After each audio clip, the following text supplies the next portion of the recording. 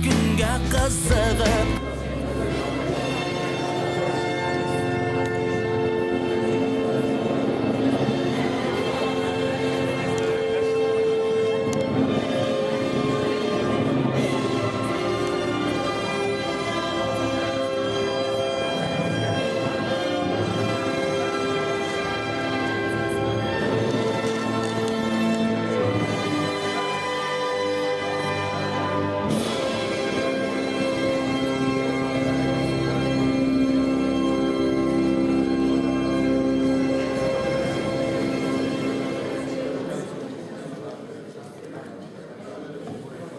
Добрый день, салам, алейкум. Иракюн, кутмаду кунуздор менен, күн ашхы болсун, күн якшы болсун. Күн яхшы болсун, Утуна күнүнен. Исәнмесез, уважаемые участники и гости. С вами сегодня Айдан Мамедов И Аширов Туран.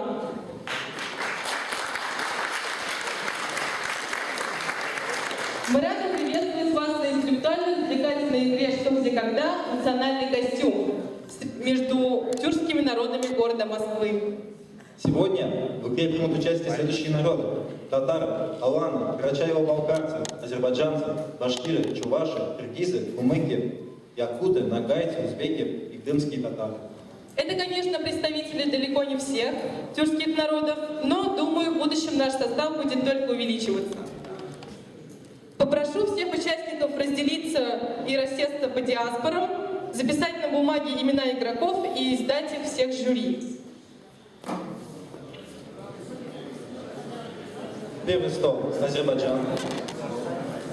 Второй стол – Татарстан. За первым столом – Чуваши. Четвертый стол – Калмыки. Шестой стол – Нагайцы. Пятый стол – Нагайцы, прошу прощения. Шестой стол – крымские татары. Седьмой стол – узбеки. Восьмой стол – киргизы. Девятый стол – карачаево-балкарцы. Взятый стол – якуты. Еще раз.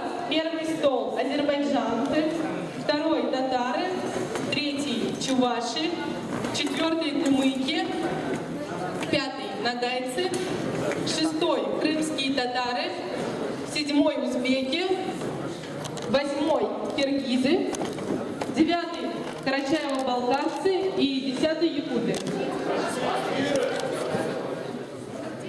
11-й стол башкиры, извиняюсь. Сейчас, секунду.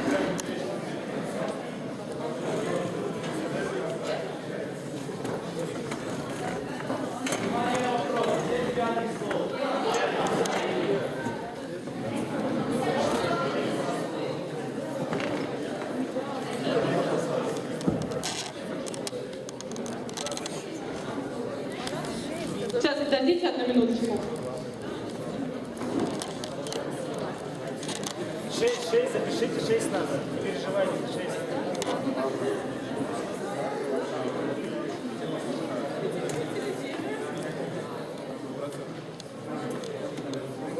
К сожалению, столов на всех не хватило. Оставьте списки отдельно. Стола. Ну-ка, оставьте список. Оставшиеся участники, прошу вас разместиться по свободным местам и отдельно уже предоставить список игроков.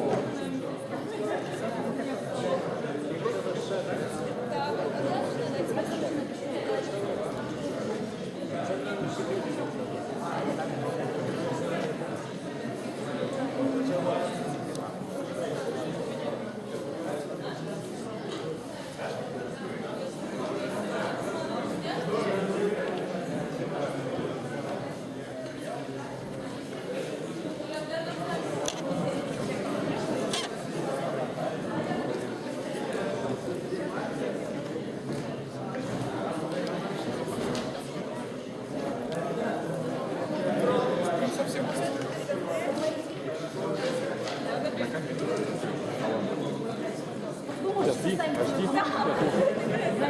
4К. 4К. Не, пишет. Пишет? Нет.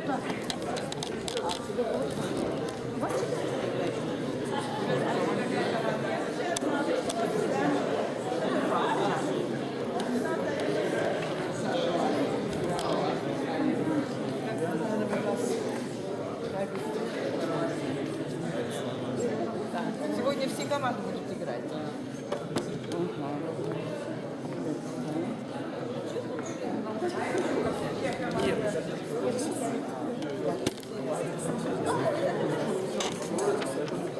Это уже чутки.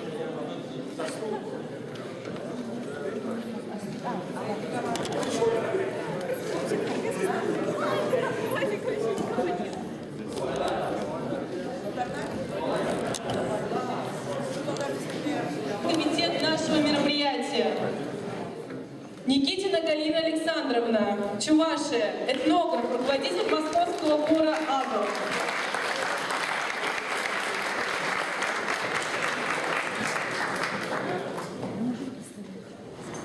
Чотчаева Хафиза, Карачаева Балхаш.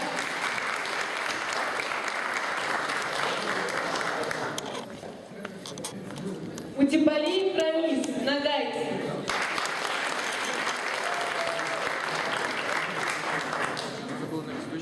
Неостроева Таисия, Якутия.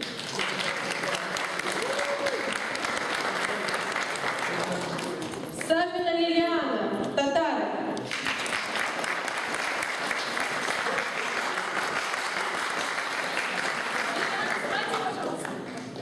Мустафаев Руслан, крымские татары.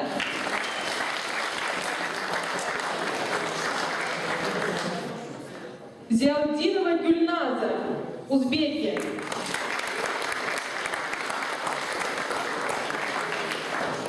Татенов Нурсултан, киргизы. Жарчиева Оксана, Азербайджан.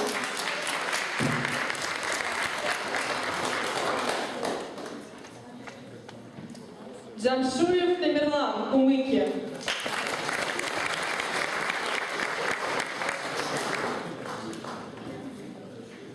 Ни одна игра «Что, где, когда» не сможет обойтись без внимательной секунданта.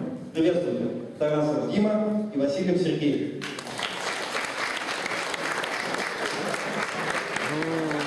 Ваши аплодисменты. Дошло время провести жеребьевку, но перед этим хотим объявить следующее. Итак, друзья, мы начинаем игру «Что, где, когда». Национальный костюм. Мы назовем имя и фамилию игрока и стол, за которым он будет играть. Ваша задача, услышав свое имя и фамилию, пройти и сесть за определенный нами стол.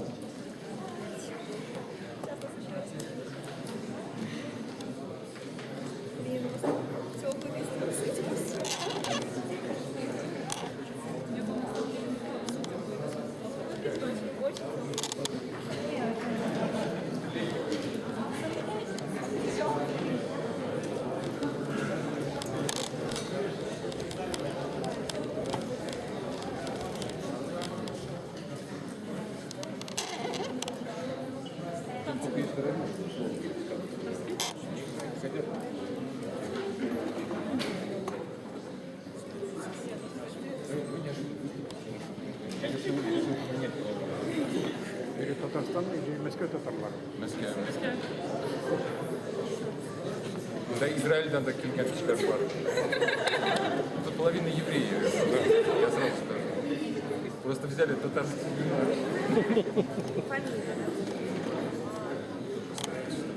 Гроссмейстер у нас.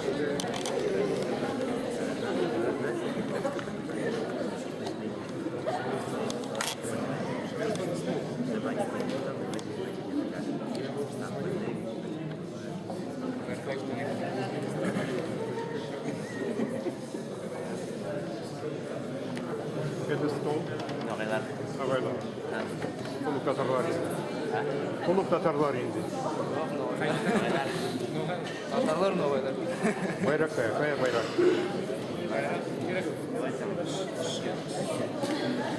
Жақсы болды енді. Обязательно. Несектор. Столға тәсейік бе? А? Столға тәсейік бе? Ярай.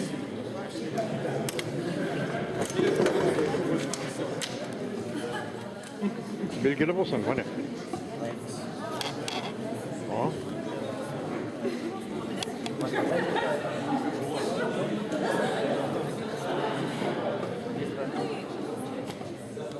Вот хатı күренейді, siz nağıyla.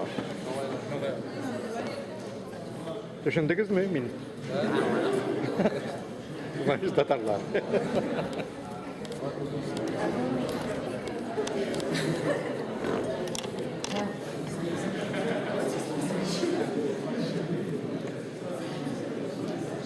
Biri bu 8 istese, kim Yakup var dedin. Dedin Yakup var. Nasıl Yakup? Tatar?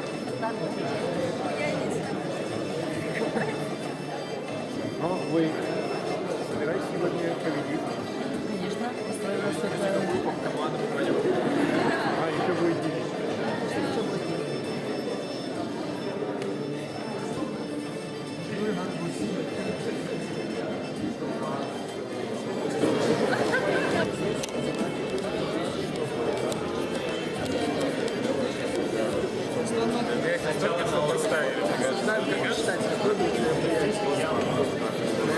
Здесь в седьмом столе режим микротерапии. Да. Вы настроены победить? 100%.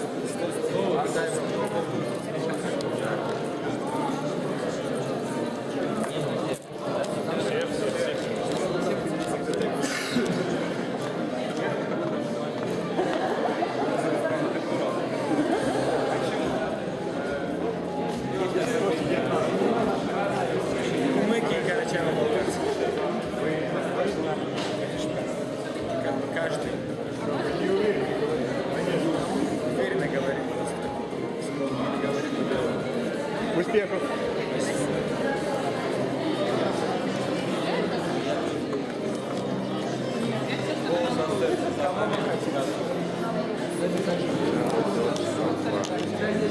Зелем не хочешь.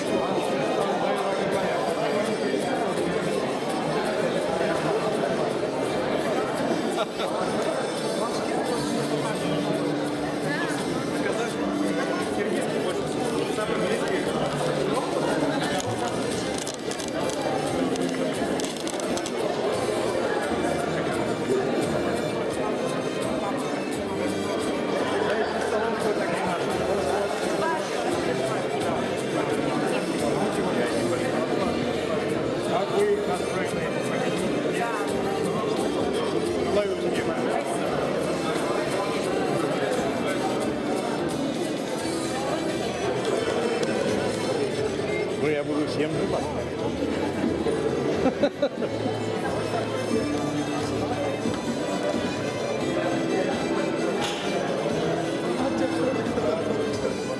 Здесь у нас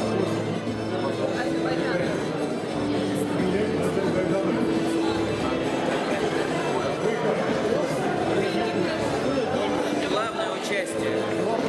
Мы же все мы пришли поучаствовать. Мы же все объединяемся. я вам желаю. Спасибо.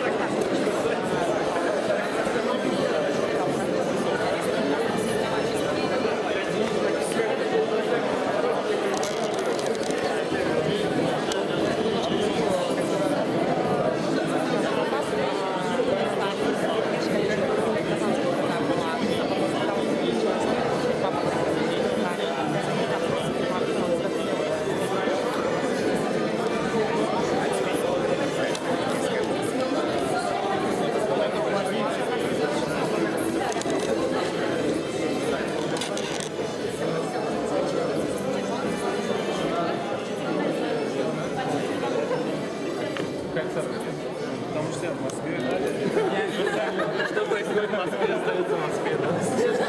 Оставите сердца.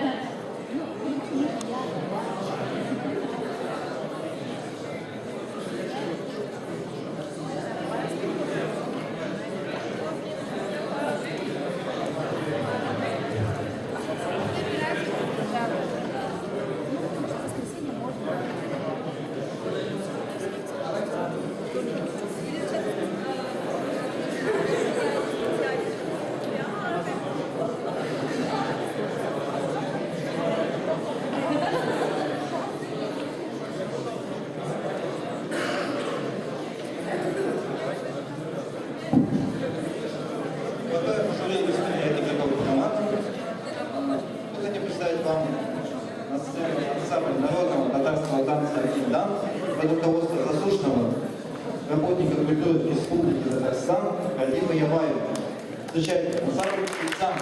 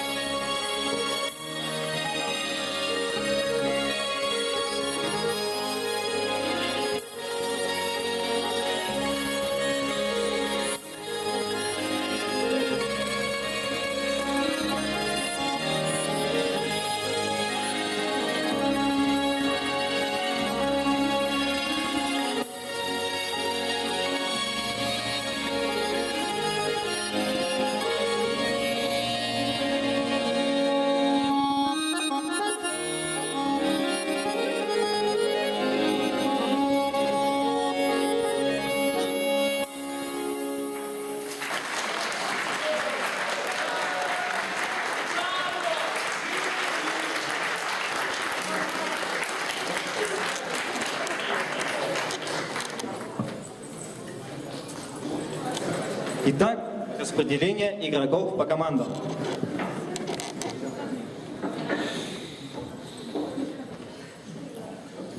Заранее извиняюсь, если чью-то фамилию или имя произнесу не так.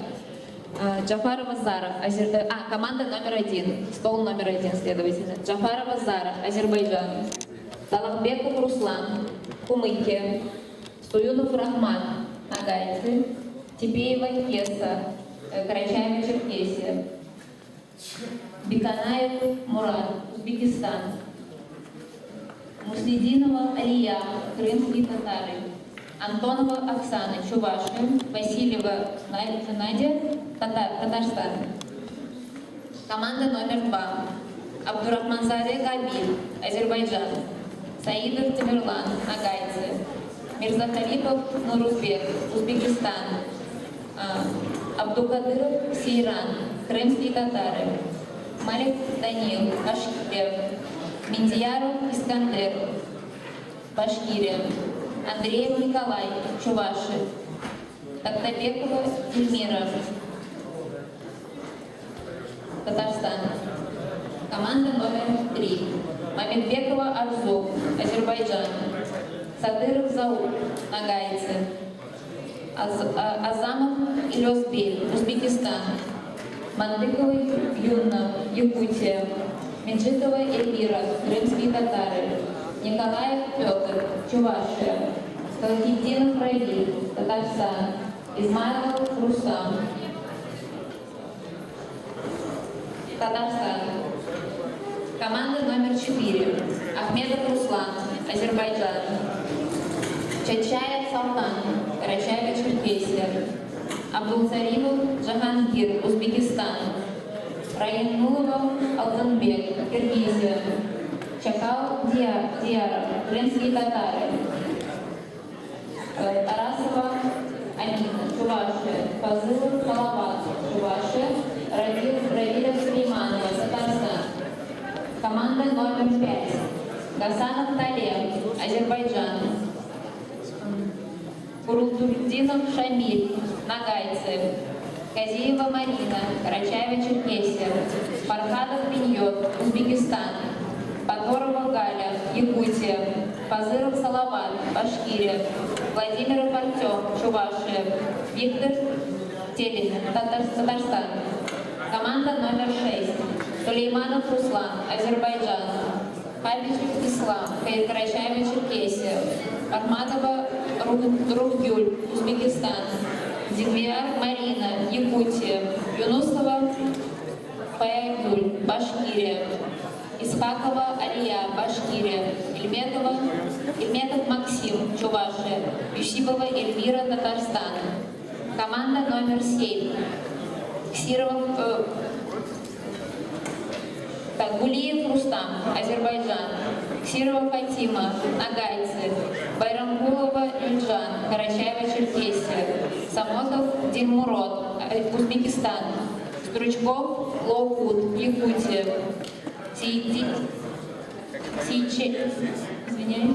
Сейцамиев Руслан, крымские татары. Позволена Илюза, Башкирия. Альфия Альчинбаева, Татарстан. Команда номер 8. Бабаев Амид, Азербайджан. Интибеева Инара, Нагайцы. Герюгов Анзор, Карачаево-Черкесия. Устаджанов Тастан, Узбекистан. Васильев Саша, Якутия. Бухарбаев Идель, Башкирия. Перьев Юрий, Чувашия. Спасибо.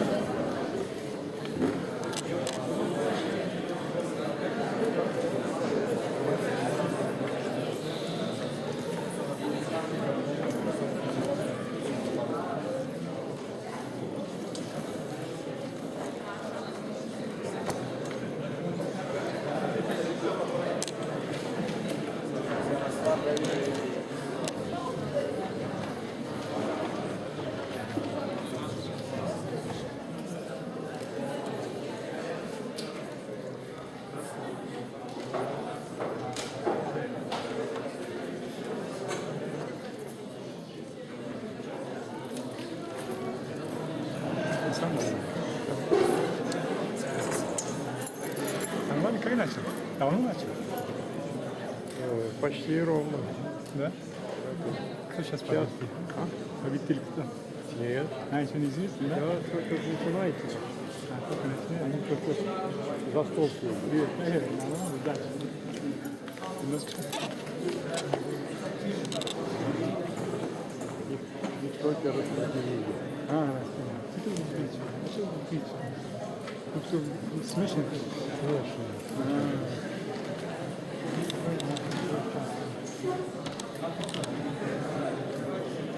Что, один круто вот это, да? И сейчас давайте окунемся в красоту Азербайджана. Внимание на экран. А, это жюри? Жюри, да.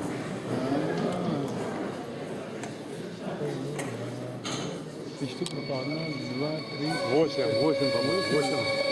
По или 10? По сторонам или как-то? Нет. Не знаю.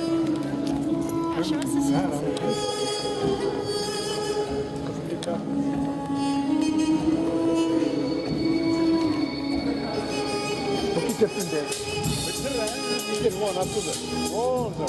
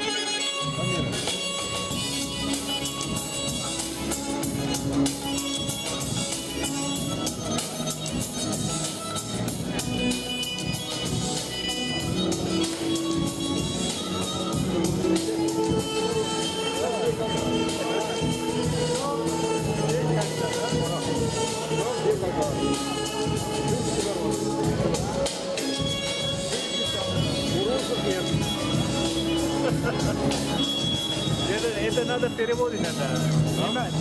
Снимай. Так-то. Верда. О чем? А я.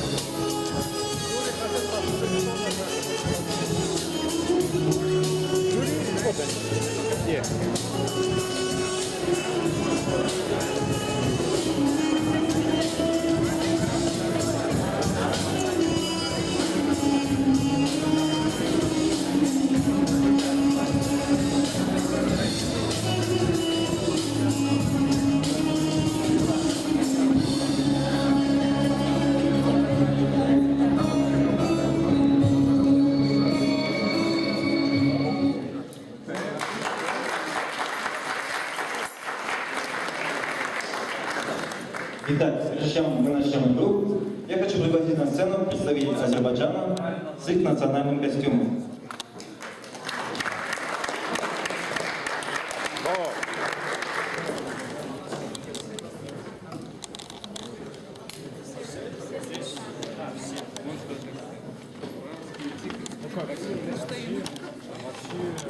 Я хочу рассказать вам про азербайджанский национальный костюм, в частности про женский. Он состоит всегда из рубахи, шаровар и расклешенной юбки.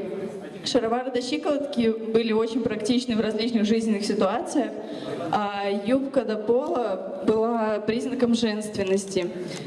Также поверх рубашки, расклешенной от локтя, надевался жилет из плотной ткани, и поэтому он служил как бы корсетом одновременно.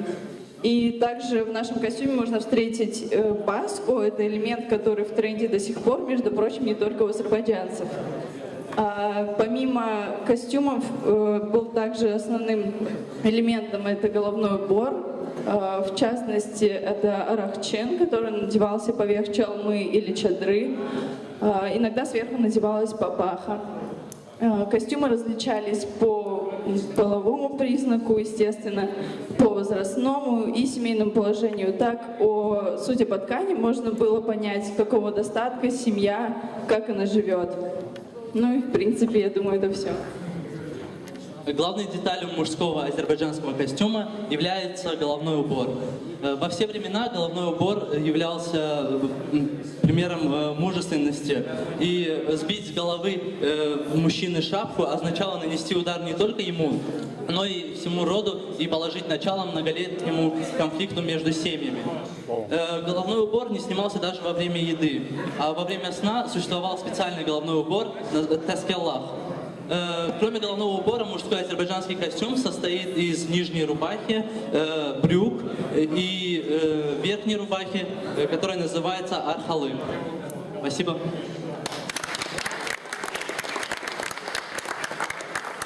Спасибо, Саид. Спасибо, Зарина. Просим новоиспеченные команды в течение буквально нескольких минут придумать название и девиз своим командам. И выбрать капитана. Плюс креативно представить команду. На все вам 10 минут, после чего мы будем с вами знакомиться.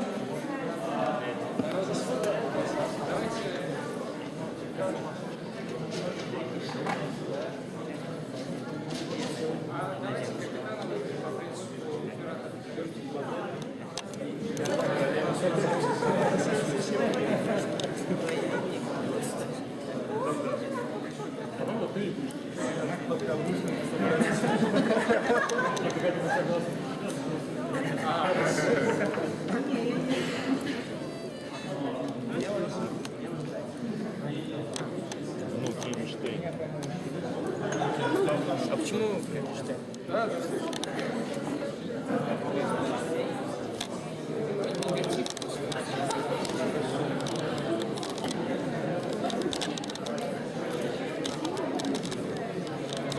Можно просто название новый дневник, скажем.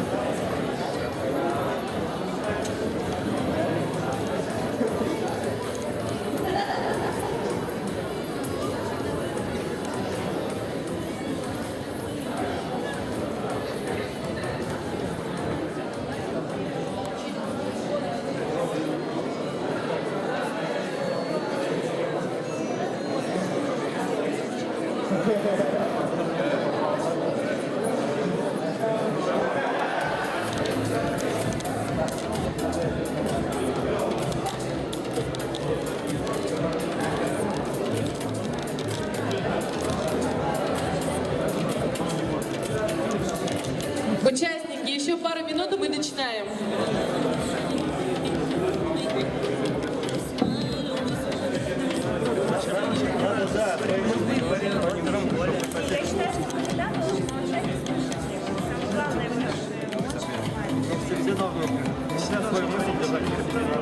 Всегда говорить, но просто может родиться проблема.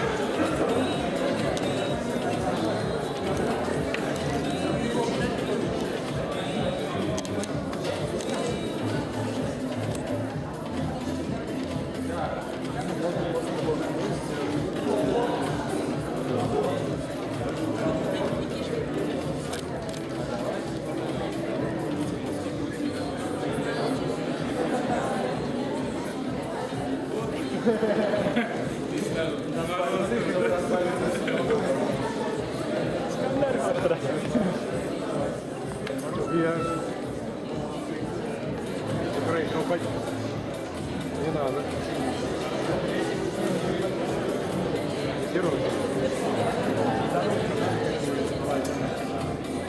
Кому? Вот он у вас, да? Я не его.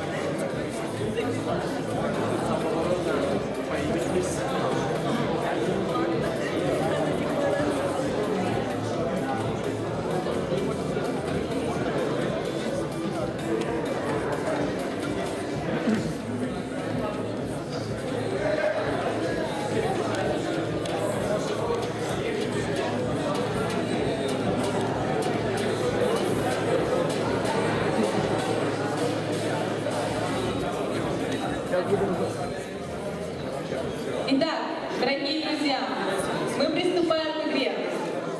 Коротко напоминаю правила. Сегодня у нас будет 3 тура, по 5 вопросов в каждом. Я или мой соведущий Туран зачитываем вопрос, потом повторяем его еще раз. После второго раза включается таймер. У вас ровно минута на обсуждение вопроса. По истечении минуты прозвучит сигнал, после которого у вас будет еще 20 секунд для того, чтобы записать ответ на бланк. Наши секунданты забирают бланки по окончании данного времени и передают их жюри, который будет принимать решение о зачете или не зачете ответа. Также хочу напомнить вам, что использование гаджетов не рекомендуемо. Поскольку если секундант заметит, что вы используете гаджет или иное устройство, то ответ будет аннулирован.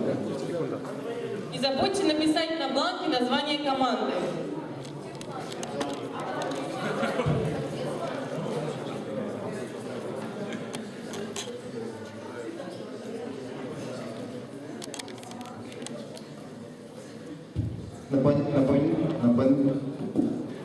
Напоминаем, что ваш устный ответ и записанный на бланке не должны иметь каких-то принципиальных различий, поскольку жюри будет ориентироваться на записанное в бланке. За каждый правильный ответ будет начисляться балл. Победителем становится та команда, которая наберет за 3 тура наибольшее количество баллов. Сейчас разберемся. Если вдруг у 2 или более команд итоговое количество баллов окажется одинаковым, будет проведен дополнительный тур до выявления победителя. Таковы наши правила. Желаю удачи всем участникам, а мы начинаем.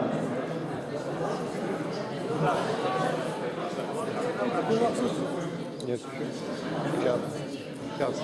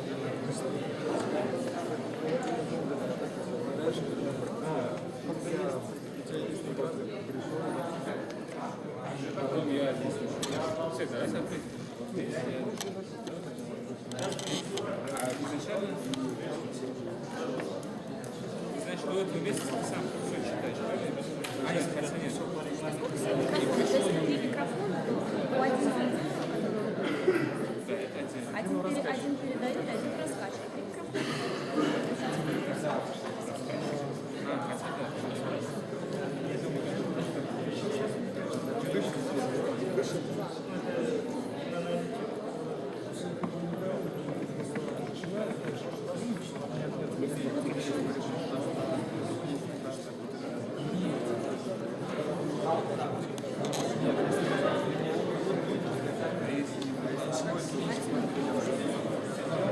Сейчас каждая команда должна представиться.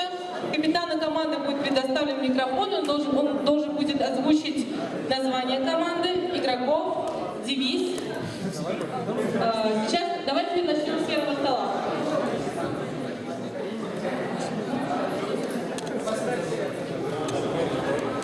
Добрый день. Разрешите представиться. Мы являемся командой Туганай. Новорожденный месяц. Мы объединились в одно целостное, чтобы достигнуть конечного результата, чтобы стать намного выше, чем мы есть. Вот. Наш девиз – идти вперед, не оглядываясь назад. Если даже ты оглянулся и пал, то сразу же вставай, стряхнись и продолжай свой путь. Потому что когда ты падаешь, тебя могут растоптать и превратить в пыль. Мы стремимся вперед и только вперед.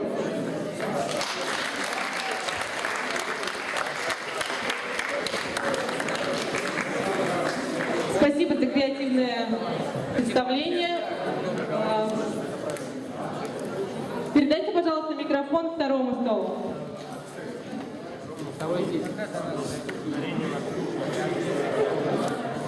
Где второй? Капитан. Как-то некрасиво. Второй стол.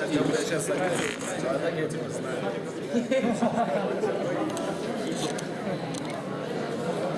Здравствуйте. Здравствуйте, я капитан команды Тамерлан. Наша команда называется «Головоломки». И наш... Спасибо. Наш девиз «Понять невозможно, надо решать».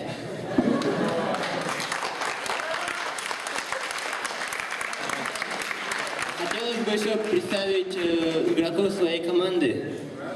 Ну, меня знаете, капитан Тамерлан, Коля, Искандер, Габиль, Навруз, Данилджан, Ильмира и Сейран.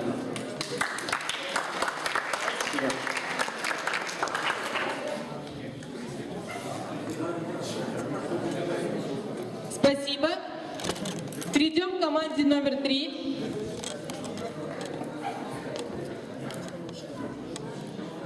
Добрый день. Наша команда называется Тюркмикс. И наш девиз «Türlü millet bir yürek». Разные народы, одно сердце. Всем хорошей игры. Спасибо. И вам хорошей игры. Перейдем к команде номер 4.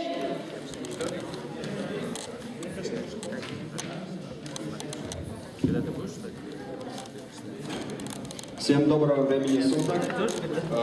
Название нашей команды «Берлик». Представляют команду Алтынай, Руслан, Жахангир, Алина, Дияра, Равиля и я, Султан. Девиз нашей команды звучит следующим образом: «Сила в единстве, сила в знаниях». Всем спасибо, всем удачной игры.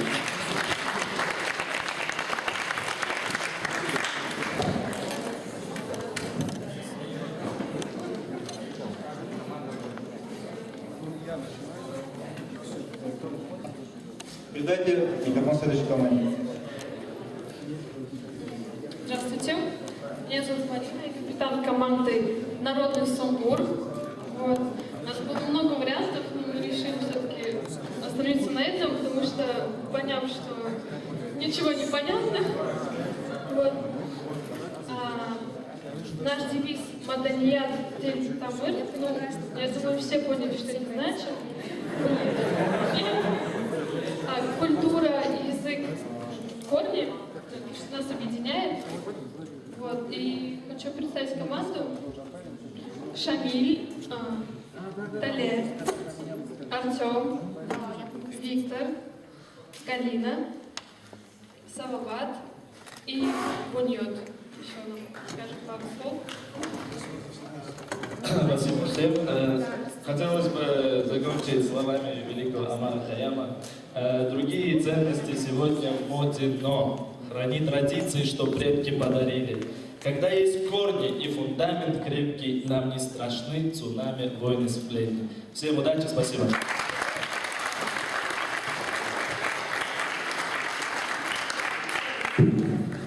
Прошу передать микрофон следующей команде. Всем добрый день. Мы представляем стол под номером 6. Мы только что успели все перезнакомиться и уже подружиться. И мы, естественно, настроены на победу. Наша команда называется «Акыл Топмак» или «Кладезь мозгов». «Акыл Топмак» – «Кладезь мозгов». И сегодня за нашим столом играют Максим, Эльвира, Руслан, Рахибуль, Марина, Ислам, Алия, Фаягуль. И в конце хочу вам представить наш девиз. Акыл Токмак, стол номер 6. Всех победим сегодня здесь.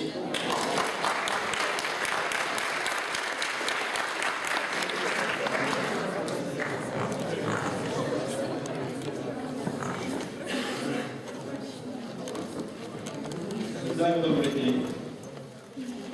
Наша команда называется «Алтын Берлик».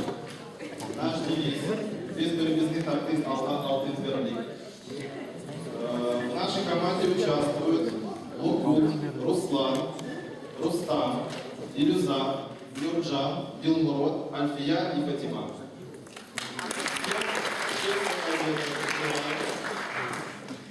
победит сильнейший.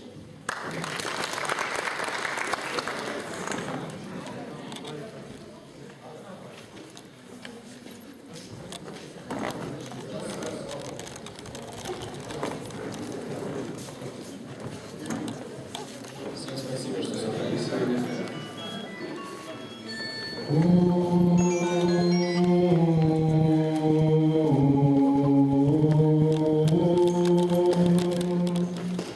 Дело же ваше варе, грустило.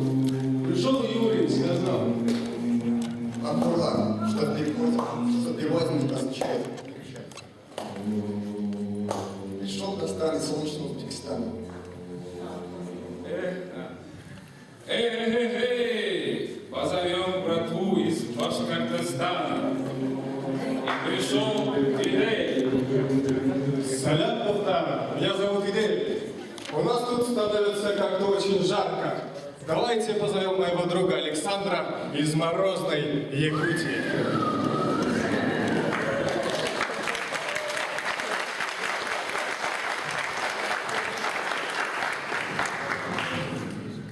И тут из поворота появился Амир и Нара.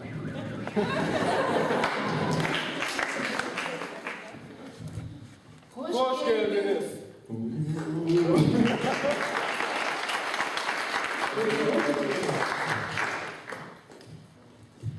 А мы никого не забыли, друзья? По-моему, мы кого-то забыли. Вот этот парень, который стоял в углу и дул в микрофон, это Анзор.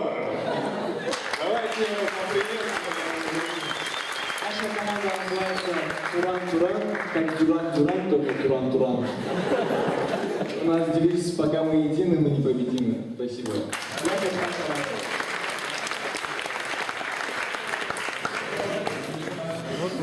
Очень креативно, красиво.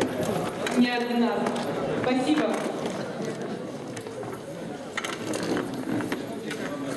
Все команды представились. Никого не забыли. Сейчас попросим снова команды представиться, потому что непонятно название команд, хотели бы точно понять, как озвучивать вас в дальнейшем, поэтому начнем сначала. Капитан, название команды, четко и ясно. Туган Ай. Еще раз. Туган Ай. Ган Ай. Спасибо. Не за что. Головоломки. Слышали?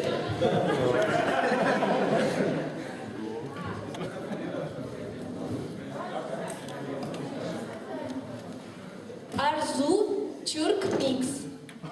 Еще раз. Арзу Тюрк Микс. Тюркмикс. Спасибо. Команда Берлик.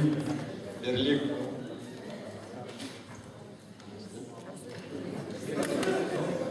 Еще раз. Берлик. Берлин. Берлин. Спасибо. Германия здесь ни при чем.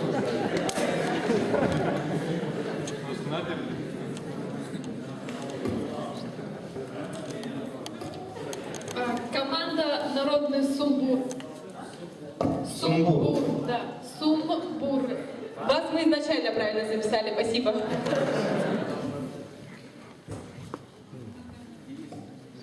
Кто номер 6? Еще раз. Акыл Токмак. Акыл Токмак. Акыл Токмак. Спасибо.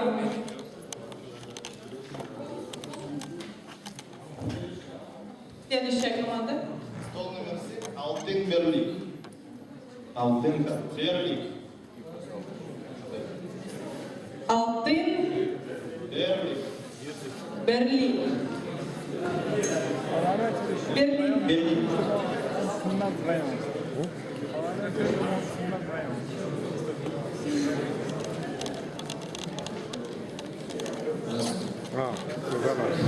Что еще раз? Здравствуйте, говорю. Здравствуйте, здравствуйте. Команда называется Туран-Туран. Через дефис, пожалуйста. Спасибо. Нас тут спасли, предоставили список. Итак, первый тур, первый вопрос. Это всем, да? С ним? Да, началась игра. Внимание, вопрос.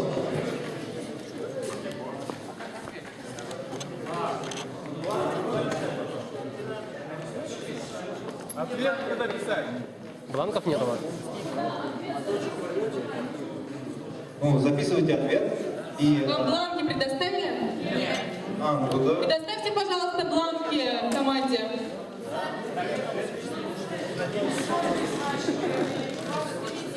Да. Листочек это и есть бланк.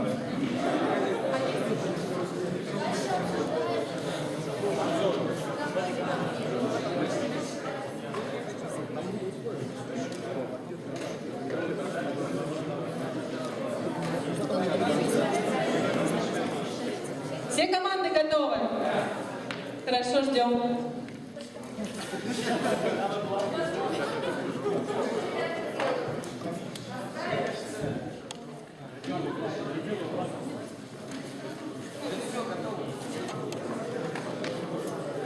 Итак, я начинаю. Внимание, вопрос. Римский философ, поэт и государственный деятель Луций Анней Сенека в своих письменах Луцилиум говорит: жить значит. Закончите фразу. Прям пошел.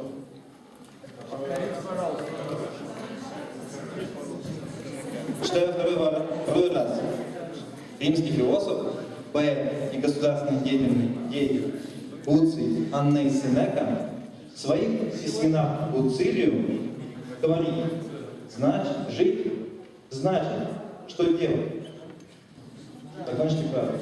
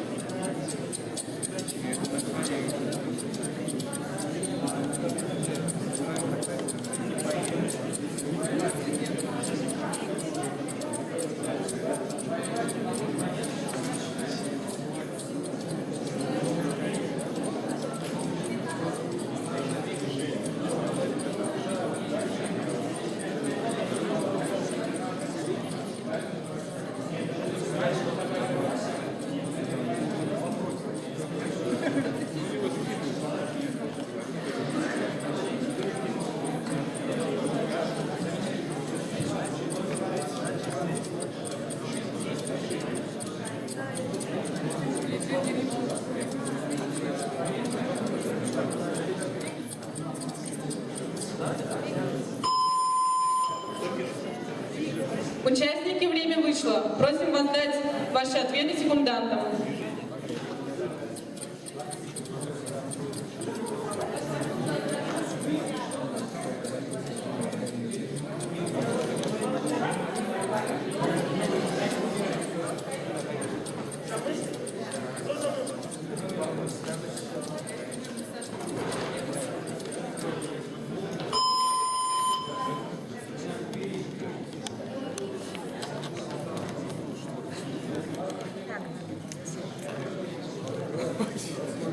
Второй вопрос. Римский философ, поэт и государственный деятель Луций Анней Сенека в своих письменах Луцилиум говорит: жить значит воевать.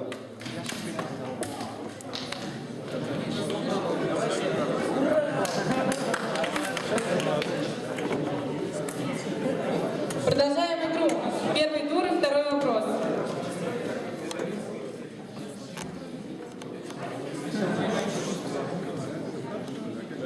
Вплоть до 19 века в армейском статусу расписании сохранялась должность флигельмана.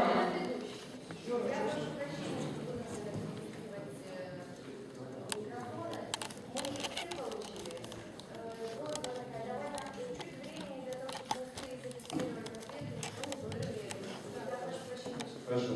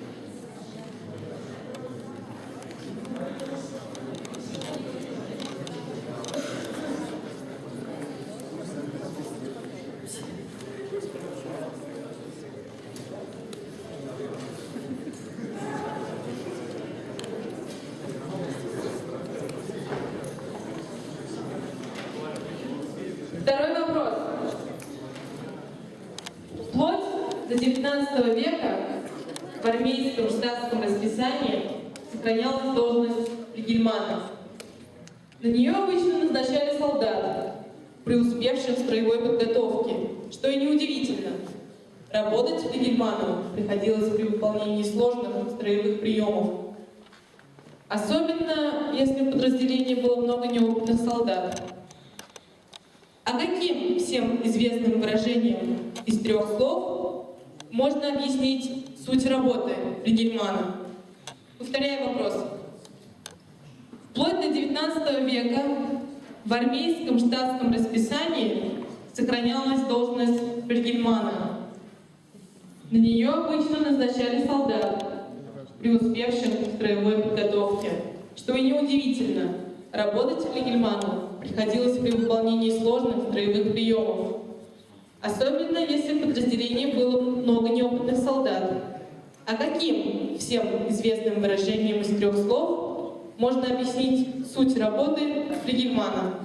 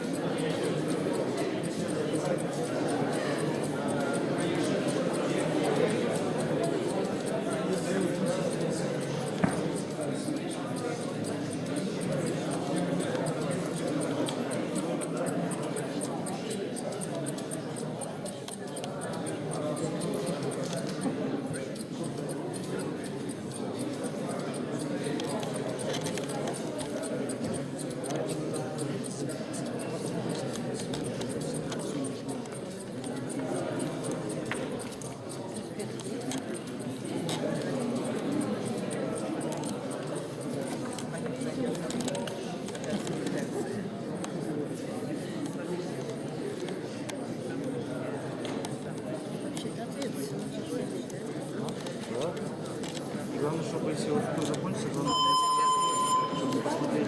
Хорошо. Сейчас мы послушаем передачу.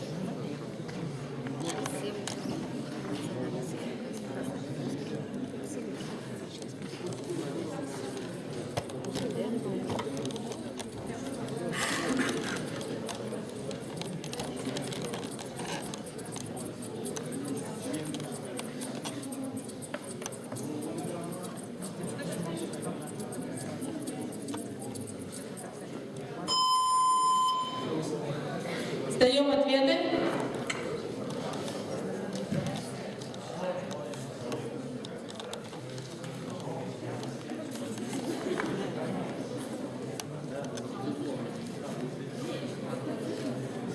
Все команды сдали ответы? Все. Сейчас каждая команда расскажет нам, как она думает, каков ответ на вопрос. Итак, вопрос. Вплоть до XIX века в армейском штатском расписании сохранялась должность флигельмана. На нее обычно назначали солдат, преуспевших в строевой подготовке. Что неудивительно, работать флигельману приходилось при выполнении сложных строевых приемов. Особенно, если в подразделении было много неопытных солдат. А каким всем известным выражением из 3 слов можно объяснить суть работы флигельмана? Туганай.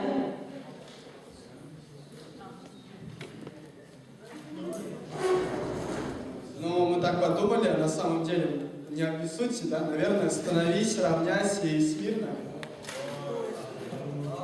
Не подходит.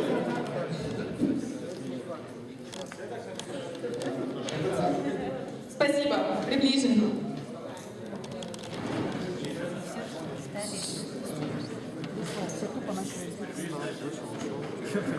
Следующая команда. Команда головоломки. Для того, чтобы стать профессионалом в каком-нибудь деле, нужно потратить на это 10 тысяч часов. Дальше. Наш ответ. Повторение мать учения. Почему такой ответ? Потому что вначале солдата за то, что он стал самым лучшим в строевом шаге. Для того, чтобы стать лучшим в строевом шаге, нужно очень много трудиться. Все. Такое повторение на чтение. Так, следующая команда. Наш ответ, стройся, равняйсь смирно. Тоже хорошо. Следующая команда. Да хоть подскажете, правильно или неправильно? Сохраняем интригу до конца. Команда Берлик, в общем, мы ответили 100 и стрелять буду, но...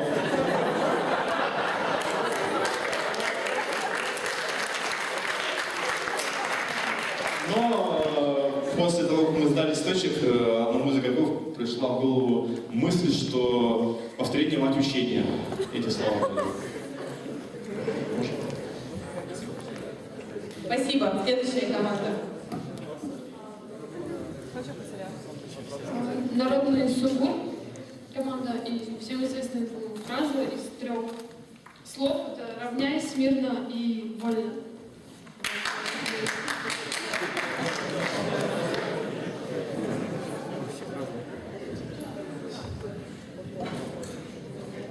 Команда от Клуба МАК.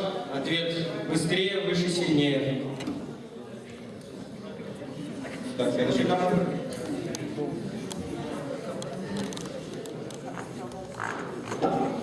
Алтын Берлик команда называется.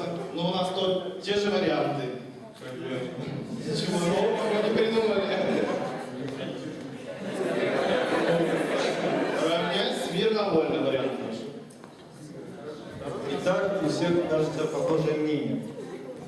Но вариант «стой, стрелять» не понравился больше всего.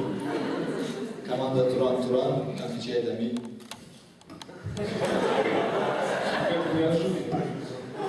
Ну, наш ответ совпадает с ответом первой команды «Становись равняйсь смирно», потому что речь идет о строевой подготовке и неопытных солдатах. То есть с чего начинается строевая подготовка? С этих фраз. Спасибо. Итак, правильный ответ. Да. Итак, теперь, внимание, правильный ответ. Делай, как я.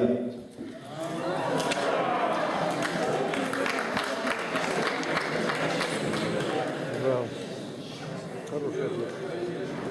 Делай как ты. Первый тур, третий вопрос. Итак, внимание, вопрос. Во многих русских сказках животные имеют свои имена. Так, кота зовут Котофеем, медведя Михаилом, петуха Петром, а кого зовут Терентий? Повторяю вопрос. Во многих русских сказках животные имеют свои имена. Так, кота зовут Котофеем, медведя Михаилом, петуха Петро, а кого зовут Терентий? Терентий. Терентий.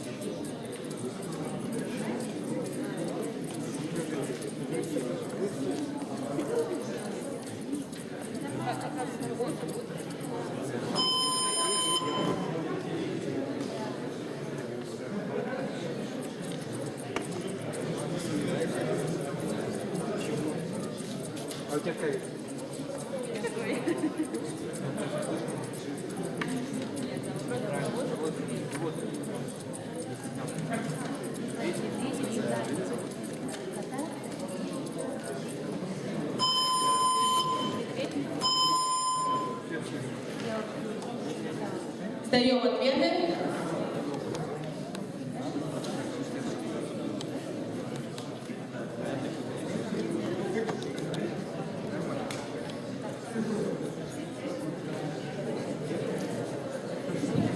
Повторяю вопрос.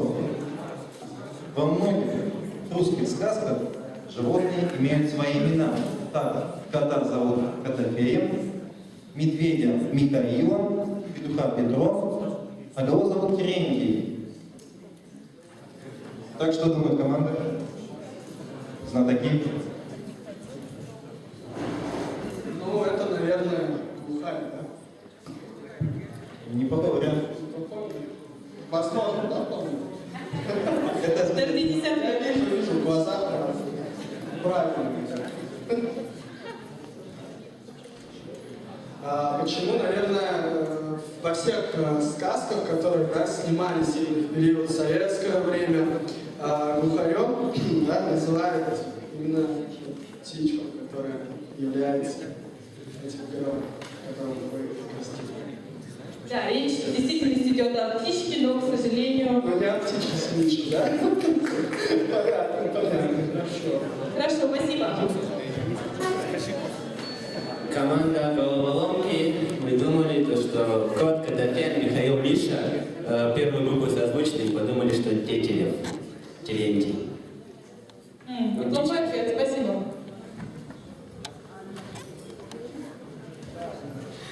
Мы тоже подумали, вот Котофей, Мишка Медведь, и наш ответ это Тетерев. Следующая команда, спасибо. Мы солидарны с предыдущими ораторами, у нас тоже Тетерев.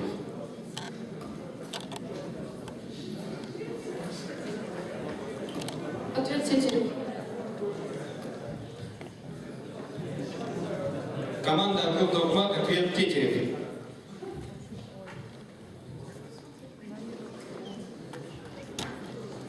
Команда Абдулгалик, ну мы почему-то подумали, что это козел. Козел.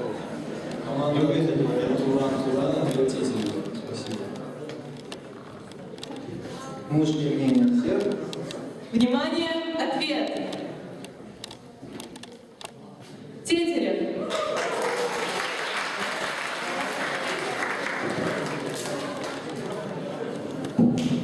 Мы продолжаем игру. Первый тур и четвертый вопрос. Наполеон как-то сказал, что Бог тоже занимался литературой. Его проза — это, его поэзия — это. Ставьте пропущенные слова, и пусть вам в этом помогут Жан-Луи Транзиньян и Анук Эме. Еще раз вопрос. Наполеон как-то сказал, что Бог тоже занимался литературой. Его проза — это, его поэзия — это. Ставьте пропущенные слова, и пусть вам в этом помогут Жан-Луи Транзиньян и Анук Эме.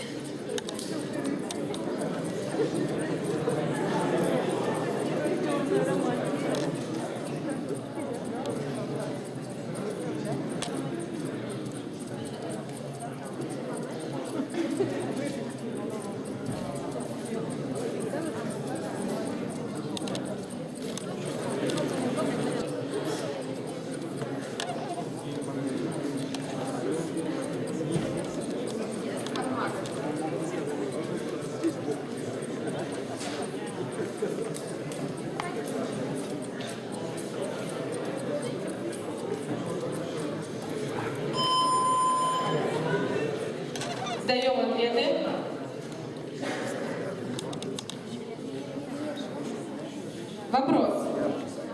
Наполеон как-то сказал, что Бог тоже занимался литературой.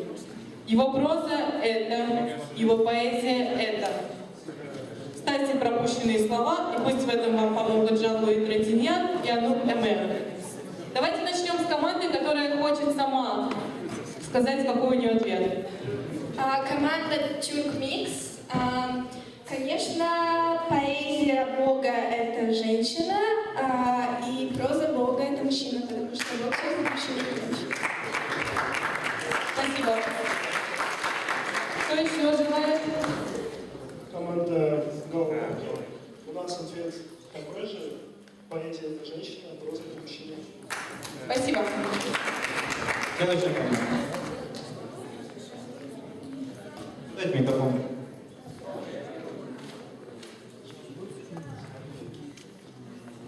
У нас аналогичный ответ, что поэзия это женщина, а проза это мужчина. По главному герою фильма мужчина и женщина. Спасибо. Следующий.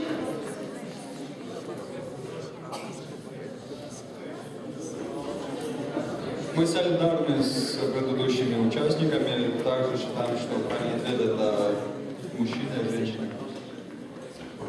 Спасибо. Народный сумбур.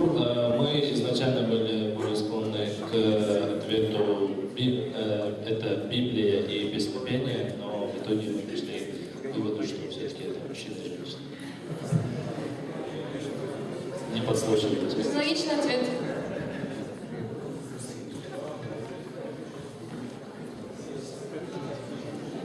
Команда Алтын-Сердек.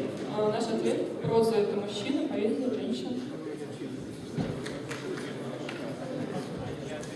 Команда Туран-Туран, у нас ответ проза это Библия, да, а поэзия это молитва. Спасибо.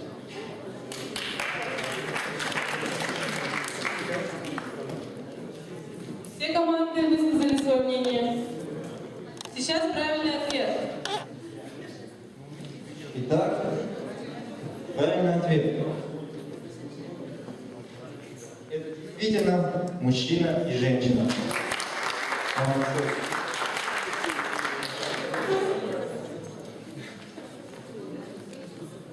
У нас уже 5-й вопрос первого тура. Внимание, вопрос. Рассказывают, что один библиофил однажды купил у другого за 25 тысяч франков золотом кричащую книгу.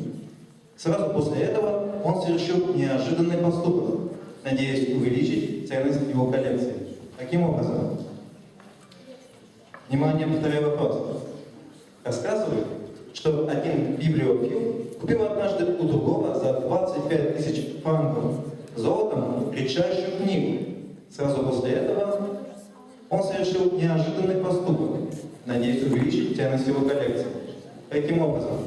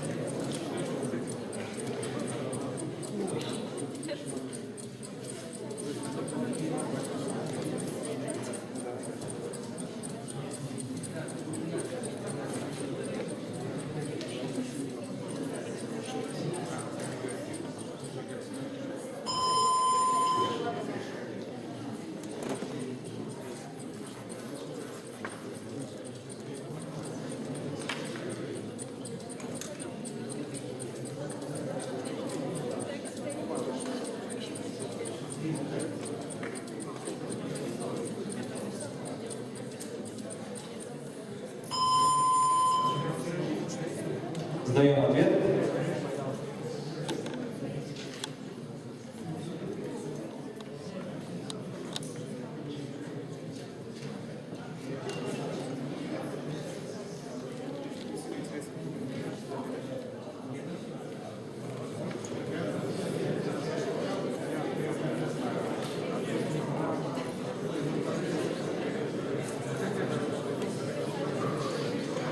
Внимание, вопрос. Рассказывают, что один библиофил купил однажды у Круглова за 25 тысяч франков золотом редчайшую книгу. Сразу после этого он совершил неожиданный поступок. Надеюсь, увеличить ценность его коллекции. Каким образом? Итак, ваше мнение? Ну, мы подумали, и, скорее всего, он прочел ее, ознакомился с содержанием книги и сжег ее, но книга уничтожилась, наверное, не до конца, сохранились какие-то листы, и все знания остались у него, и он, наверное, продавал эту книгу за определенную стоимость, и чтобы передать остальные знания, рассказать, он еще цену за передачу знаний требует. Сильное мнение. Спасибо, спасибо.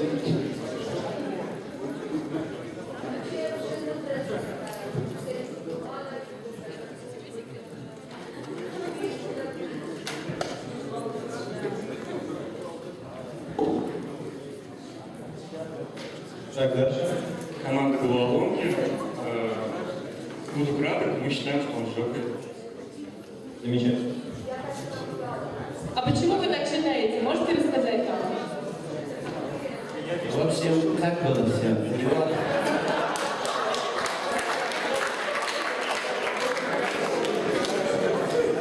У него была уже такая книга. Одна. И вот он покупает вторую. Он берет и сжигает ее демонстративно. И весь мир узнает о том, что больше такой книги нет. А у него, который экземпляр, был один. И это одна книга на весь мир. И поэтому она стала очень дорогой.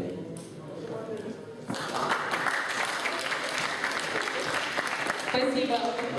Команда Тюркмикс, мы солидарны с нашими коллегами. Мы считаем, что он ее сжег, так как он был библиофилом. Предполагается, что он собирал книги, и, возможно, экземпляр, еще один был только у него. Спасибо.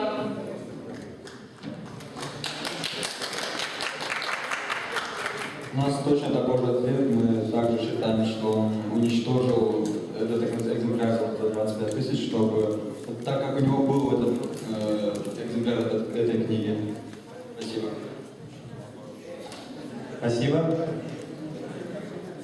Следующее мнение. Команда «Народный сумбур». Там Тамерлан красавчик, мы согласны с командами номер 2, 3 и 4. Он сжег ее, но у него была такая же книга. Спасибо. Команда Колдовмак, мы считаем, что он эту книгу растиражировал.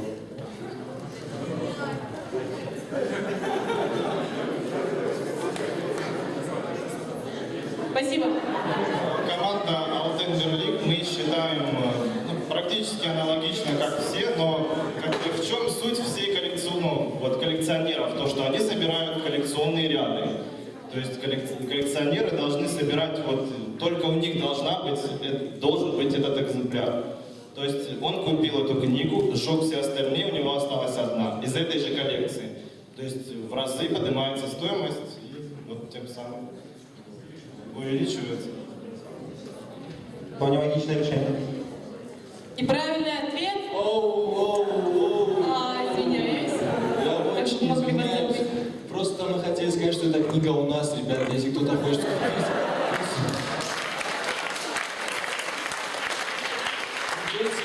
50 тысяч, вообще нормально договоримся. Он ее уничтожил. Это был, не знаю, кто, он ее уничтожил. Спасибо. Спасибо. Итак, все высказали свое мнение. Внимание, ответ. Да, сжег купленную книгу.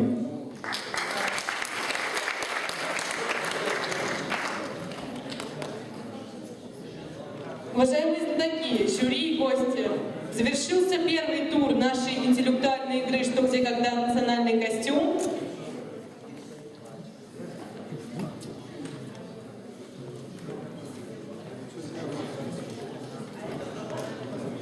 Прошу секунданта подойти.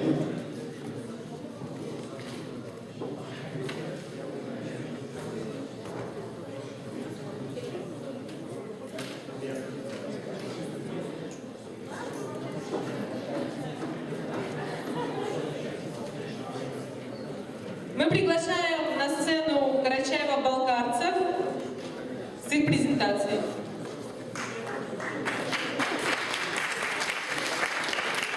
Комплекс национальной одежды карачаево-балкарцев складывался в течение многих веков.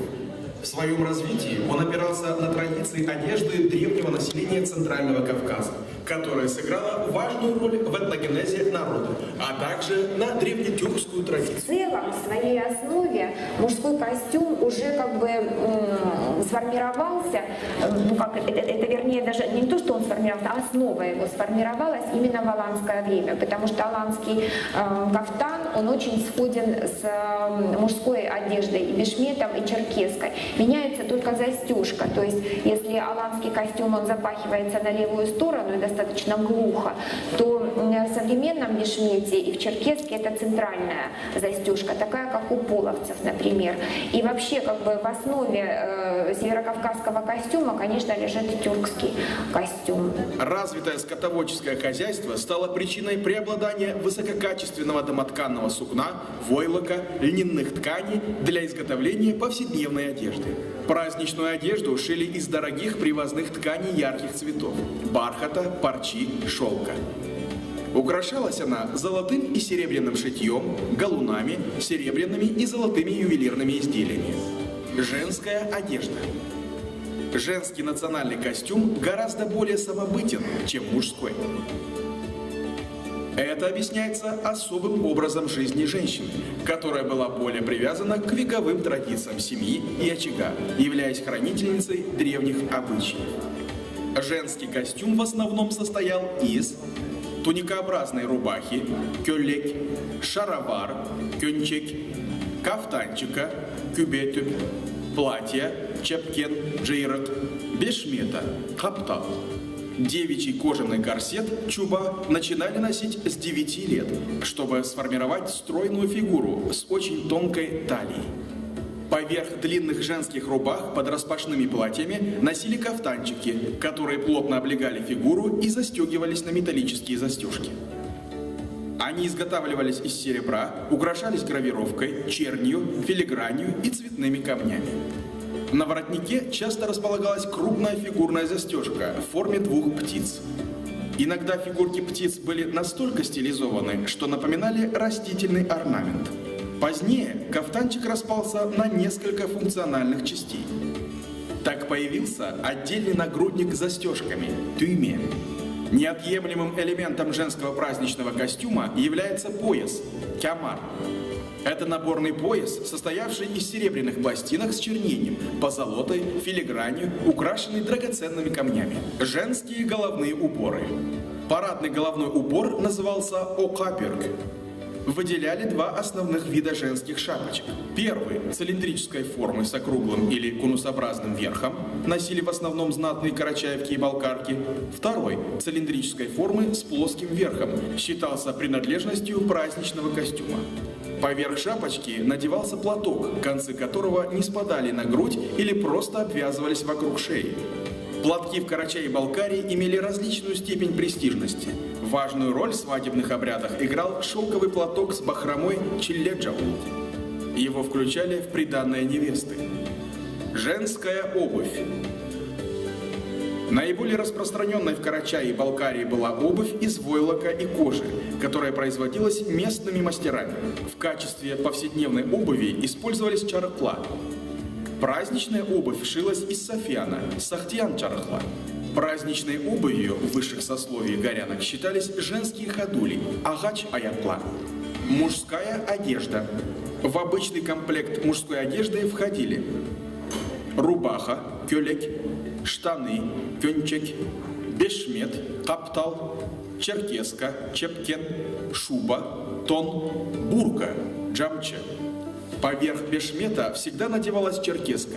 Появление в общественном месте без черкески могло быть расценено как неуважение к этикету.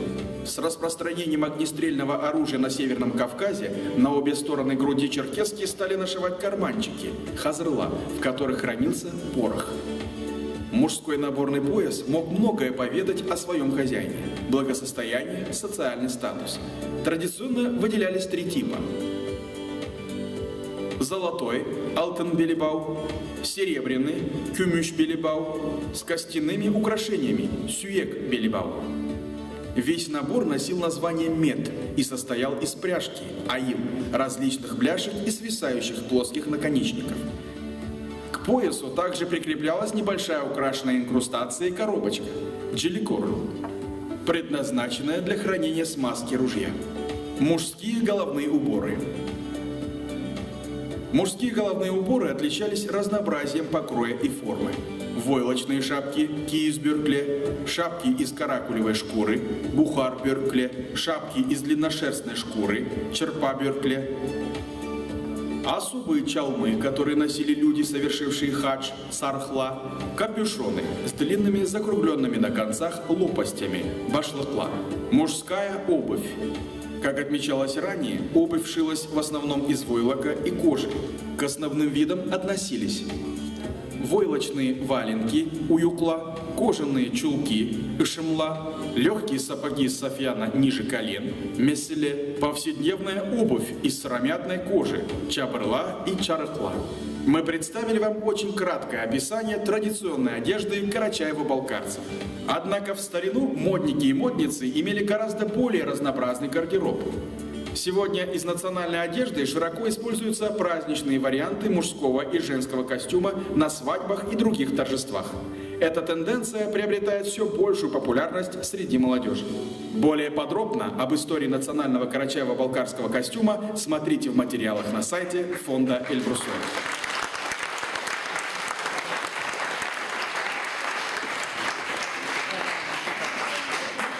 Сейчас мы объявляем перерыв на 15 минут и приглашаем вас в коридор 3-го этажа, где уже открыт буфет с национальной выпечкой тюркских народов.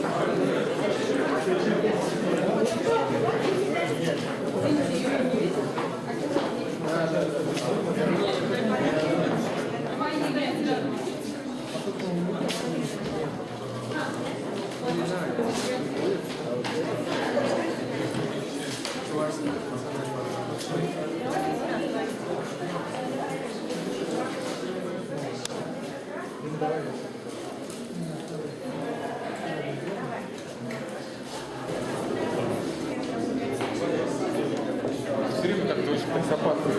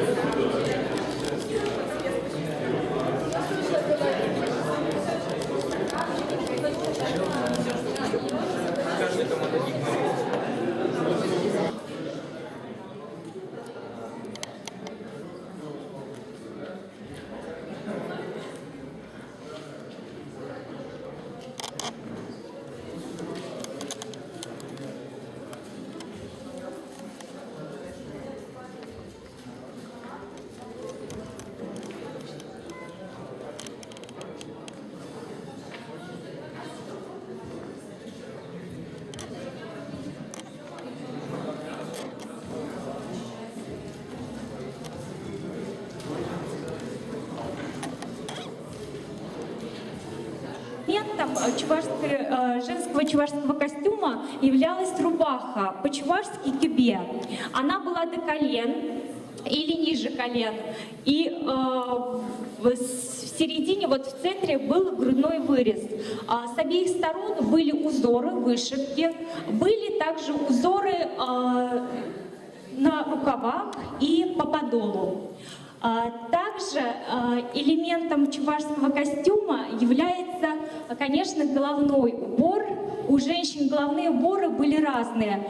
Они были очень многообразные, декоративные. Можно привести в пример вот сурбан.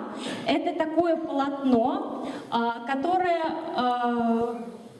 в общем, покрывало голову.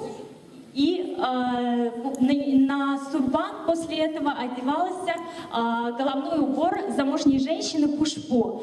А на мне головной убор называется тухья. Это девичий головной убор. Ну, можно, наверное, увидеть отличие. Девичий головной убор, он остроконечный, а головной убор у замужних женщин, он конусообразный. Украшений было очень много у чувашских женщин. Это головные, наплечные, шейные, нагрудные, поясные украшения. Вот, к примеру, у замужней женщины украшение шульгиме. В основном чувашские женщины использовали серебряные монеты, бисер, ракушки, и, в общем-то, кораллы использовали. Но здесь у нас нет вариантов. Также были поясные элементы. К примеру, это у нас короткий вариант, такой маленький, называется черчите. Также были сара, фартуки и передние, то есть разные варианты, разной величины. Женщины в основном одевали из обуви лапти в белых или черных чулках. Лапти делались из липа. В праздничные дни девушки одевали сапожки кожаные или башмачки. Преимущественно любили красные цвета, белые и черные варианты. А зимой девушки носили валенки, обычные там разные цвета, белые, черные, серые. В общем, это наряд замужней чувашской женщины. Переходим к наряду мужчины. Основной элемент костюма – это рубаха с правосторонним вырезом. Также встречаются современные варианты с центральным грудным разрезом, прошу прощения.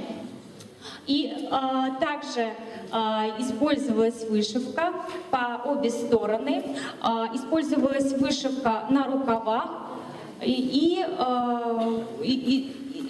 по подолу, да. Внизу использовались штаны, которые назывались ем. Чуваши очень любили белый цвет, он для них являлся таким священным цветом, но вот ближе к 20-му столетию начали использовать штаны черного цвета. Вот этот элемент называется кердутри. Его обычно ложили на плечи жениху. То есть это подарок невесты. Считалось, что насколько именно смотрели узоры вот на этом элементе, да, и понимали, насколько вот девушка является мастерицей, невеста у будущего мужа. Мужчины носили зимой тулупы, короткие шубы, керок назывались. Также из головных уборов на самом деле у них было немного вариантов. Это были обычные шляпы с полями суконные и также меховые шапки, щелек. Обязательным элементом еще был, конечно, пояс. Он был разноцветным и, в общем-то, с разными элементами. Использовались монетки здесь даже в конце, для того, чтобы придать костюму игривость. Но мужчины тоже в основном ходили в лаптях из обуви, а в праздничные дни одевали сапоги в гармошках красных, белых и черных цветов.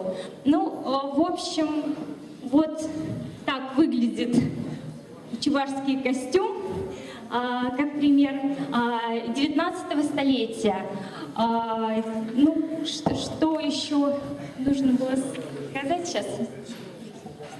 Я еще хочу добавить, что то, что на мне сейчас, относится к 19 веку, к началу 19 века, хушпу начала 19-го, конца 18 века. Это платье было шито 112 лет назад. Это нагрудное украшение также было изготовлено в начале 19 века. И также хочу отметить, что о чувашском костюме можно говорить бесконечно, потому что у каждого элемента есть своя история, есть свое предназначение, у каждой вышивки. Даже вот этот элемент, он здесь не просто так. Это считается оберегом от злых духов, от болезней и так далее.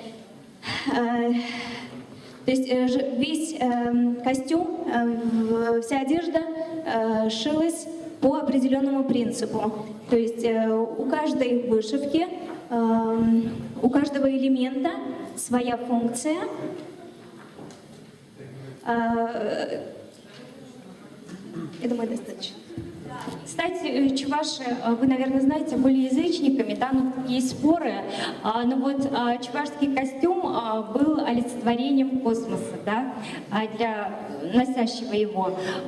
И что самое интересное, вот этот пояс, к примеру, он считался таким уровнем Земли, а верхняя часть костюма до пояса, да, считалась верхним миром для чуваши, а это нижним миром. И, соответственно, вот элементы, которые были на груди, орнаменты, это считались светилами, плечи небом, а вот как раз головные уборы, богатые серебряными монетками и бисером, считались звездами и, в общем, луной и солнцем. В общем, более подробно можно узнать о чувашском костюме в интернете, можете к нам в гости приходить в Чувашский разговорный клуб. И, наверное, от себя хотелось бы добавить то, что вот образ, который мы несем, да, он является гармоничным, да, когда мы лучше себя понимаем, лучше себя принимаем, и поэтому вот изучение наших истоков, наверное, дает эту возможность понять, принять себя и быть более гармоничным сегодня. Спасибо. Спасибо вам.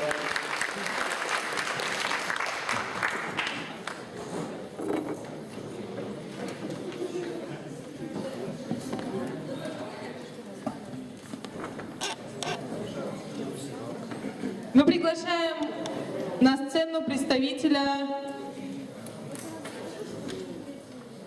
якут.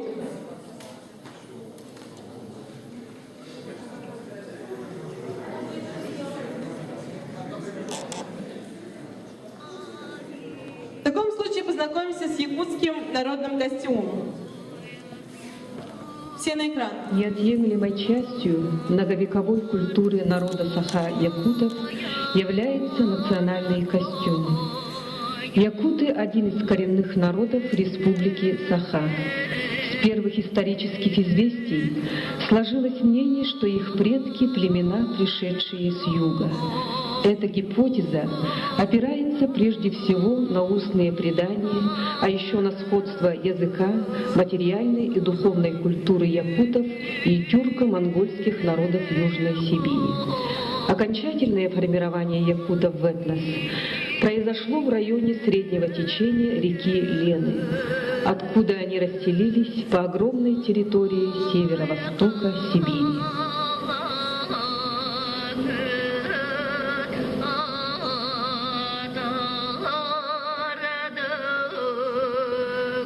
Многовековая история народа, его этногенетические и этнокультурные связи и мировоззрение отражаются в национальном костюме.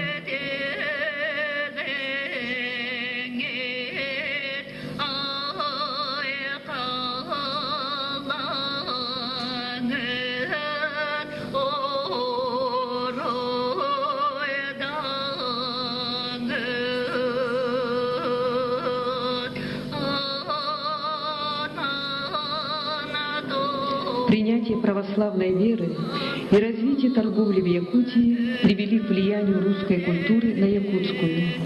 Так широко стали применяться ткани. Появились новые виды одежды. Пальто с буфами, платье халадай с файбером, корсет и другие.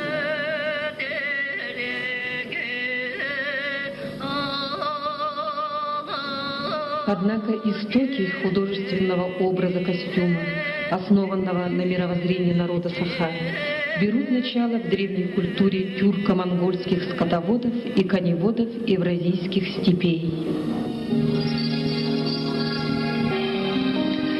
Орнамент – один из существенных признаков якутского народного искусства, получает максимальное развитие в XIX веке.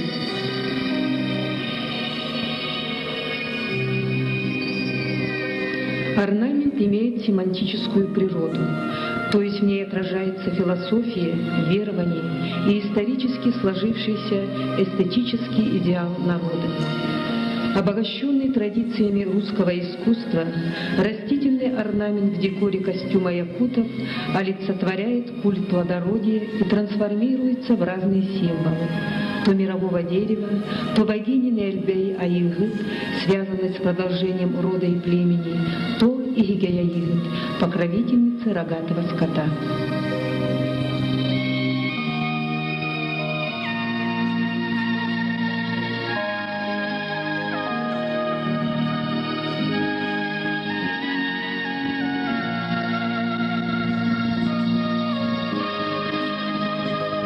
Солнечный круг, кюн из серебра, выполняет функцию оберега и олицетворяет светлый образ верховного божества Урюмаи Тойону, проживающего на 9-м небе, прекрасной стране, где нет зимы и растет белая трава, подобная крыльям лебедя. Это он, создатель Вселенной, а остальные божества Аи, его домочадцы и прислужники, а якуты — люди Аи.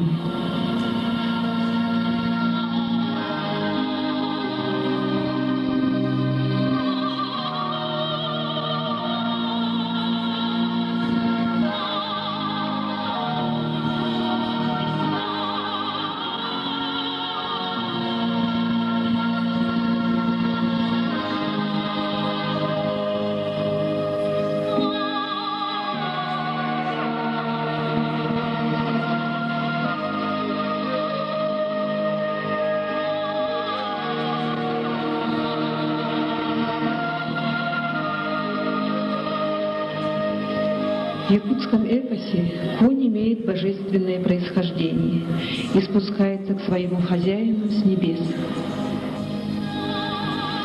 Спиралевый ряд орнаментов в декоре костюма — не это ли табун божественных лошадей? А может, два S-образных орнамента с усиками и прямолинейным основанием тоже лошади? Аналог подобного узора находим в орнаментальном искусстве монголов и бурят, традиционно занимающихся коневодством.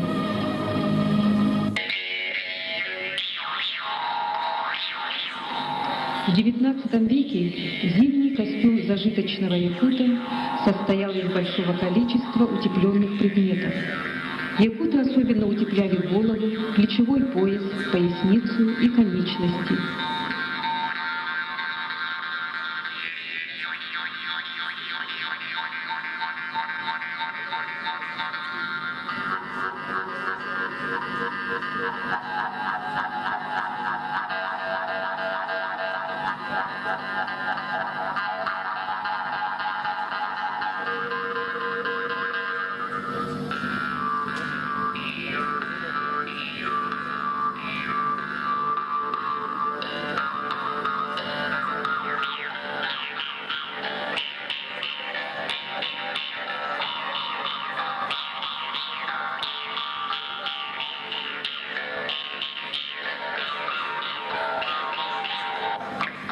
В ошейник боа из беличьих хвостов прячут от мороза подбородок, рот, щеки и часть носа. Таким образом, жесткие стужи немного усмиряют холод глотаемого воздуха. Жизнь на вечной мерзлоте проходит в постоянной борьбе за выживание, но стремление народа к прекрасному неизменно. Национальный костюм народа Саха — это достижение его духовной культуры, который достойно занимает свое место в естественной истории Земли, как ее неотъемлемая частица.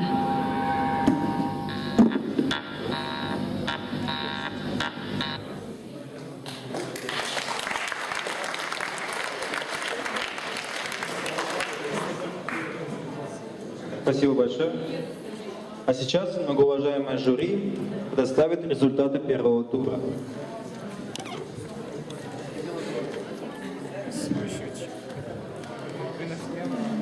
Всем здравствуйте еще раз. Итак, уважаемые игроки, уважаемые зрители, наше, смею надеяться, компетентное жюри хочет представить результаты первого тура.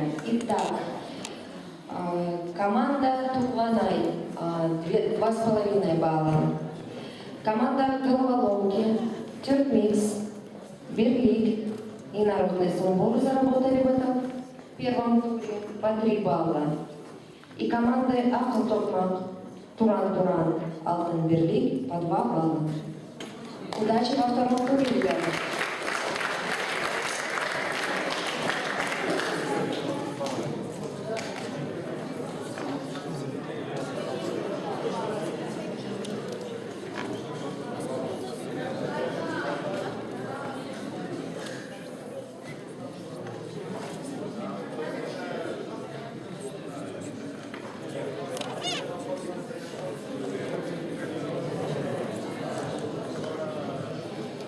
Итак, я так понимаю, возник вопрос, мы сами хотели тоже объяснить, почему полбалла. Дело в том, что в третьем вопросе, в котором правильный ответ был Тетерев, там правильный ответ дали несколько команд, и команда Тухванай дала ответ Глухарь. Глухарь — это то же самое, что и Тетерев, практически. Поэтому мы решили, что формально не совсем подходит, но в целом суть охватила, поэтому дали полбалла. Спасибо.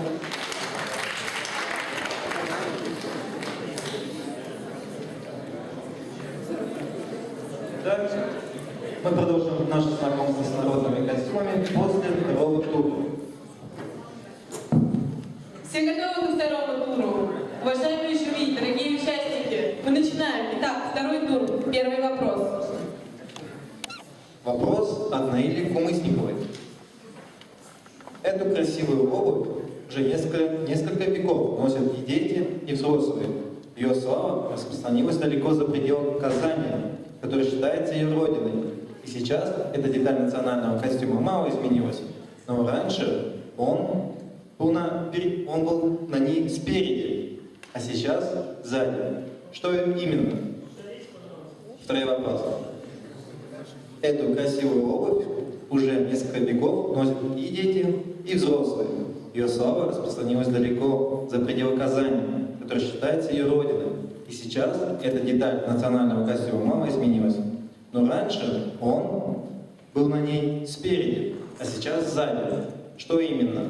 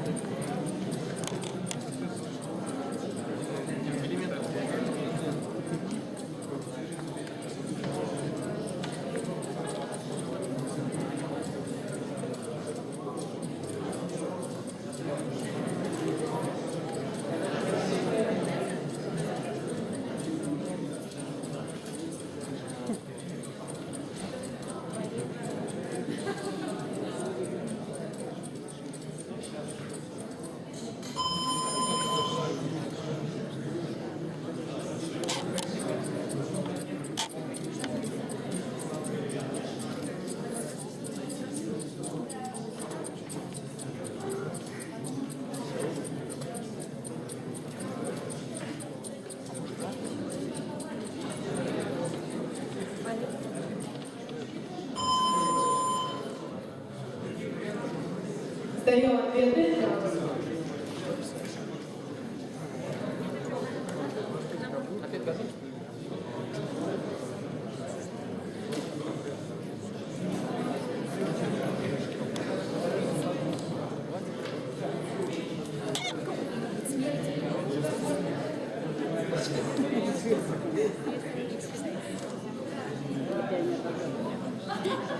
Итак, я повторяю вопрос. Эту красивую обувь уже несколько веков и дети, и взрослые. Ее слава распространилась далеко за пределы Казани, которая считается ее родиной. И сейчас эта деталь национального костюма мало изменилась. Но раньше он был на ней спереди, а сейчас сзади. Что именно? Слушаем варианты.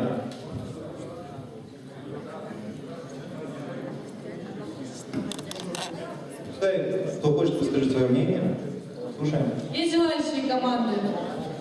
Вот команда. Но мы так подумали, на самом деле, скорее всего, это что-то связанное, наверное, либо это какие-то застежки, может, что-то в этом роде. Застежка, наверное, какая-то.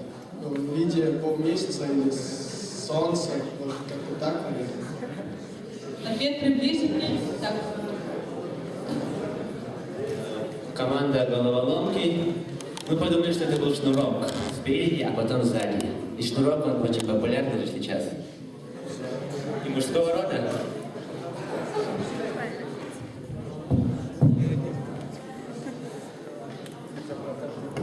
Есть желающие команды?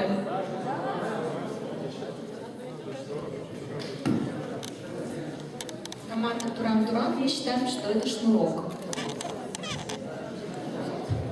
Еще? Мы долго совещались, думали. В итоге мы решили, что это маленький определенный значок. Мы считаем, что это поляшка. Можно еще раз либо? Поляшка. Наша команда Оптон Берлек, и мы думаем, это вырез. А обувь Щитек. Щитек. Ответ вырез. Давайте перейдем к правильному ответу. Спасибо командам. Да, это в действительности обувь. И она называется ичики.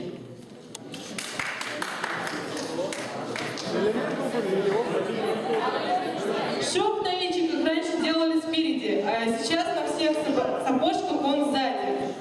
Именно это является характерной чертой этой красивой национальной обуви.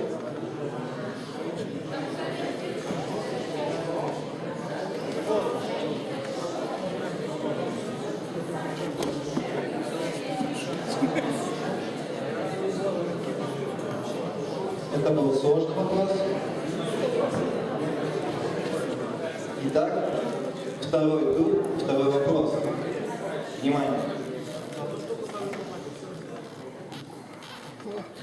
Считается, что впервые официально это произошло в Новой Зеландии в 1893 году. В таких европейских государствах, как Великобритания в 1928 году, Франция в 1944 году, Швейцария в 1959 году. Последний раз это зафиксировано в 2011 году в Саудовской Аравии, что, в общем-то, неудивительно. О чем идет речь? Повторяю вопрос. Считается, что впервые официально это произошло в Новой Зеландии в 1893 году. В таких европейских государствах, как Великобритания 1928, Франция 1944, Швейцария 1959. Последний раз это зафиксировано в 2011 году в Саудовской Аравии. Что, в общем-то, неудивительно. О чем идет речь?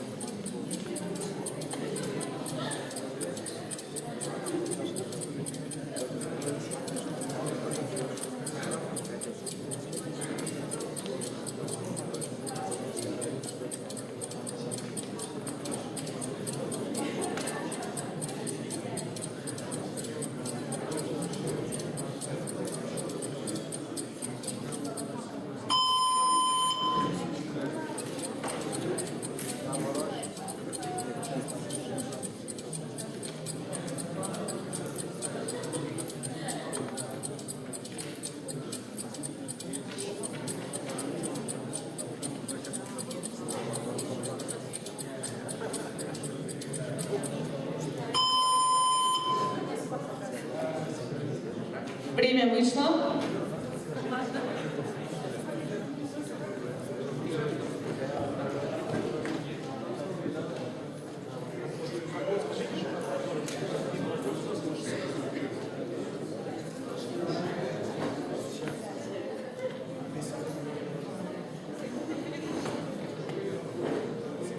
Все команды сдали ответы. Считается, что впервые официально это произошло в Новой Зеландии в 1893 году. В таких европейских государствах, как Великобритания, Франция, Швейцария. Последний раз это зафиксировано в 2011 году в Саудовской Аравии, что, в общем-то, неудивительно. О чем идет речь?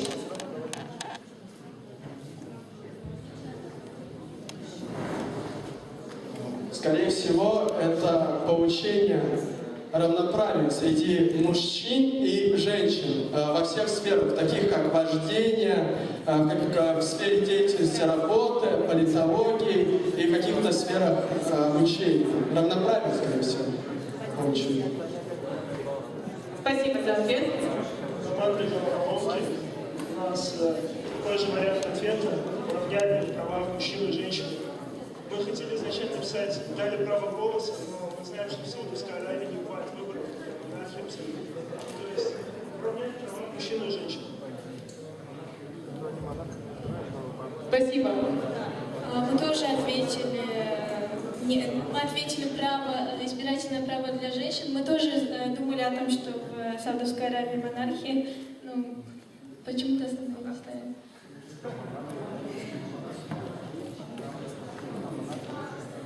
Следующая команда. Команда Берлик. Мы тоже ответили женское избирательное право.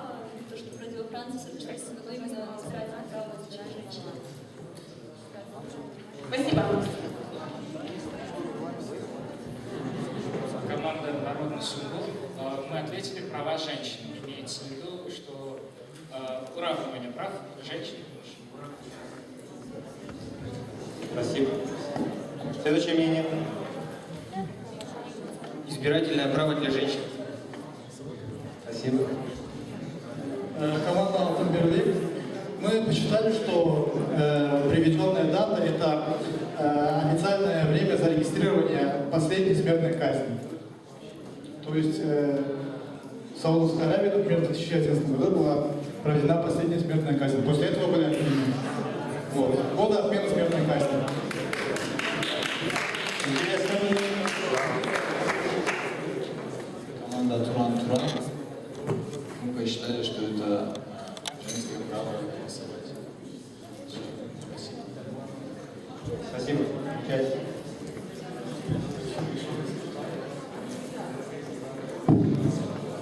Итак, внимание, ответ. Это было введение женского избирательного права.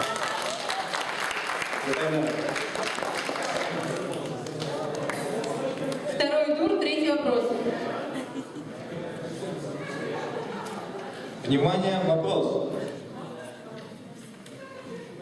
Азербайджанский нефтепромышленник начала 20 века Наджар Гулмамедов до того, как стать миллионером, работал в бакалейной лавке своего отца. Согласно шуточному утверждению игрока элитарного клуба «Что, где, когда» Романа Оркудашвили, Наджар Гул прошел путь от первых до вторых. Назовите и первые, и вторые. Еще раз, повторяю вопрос.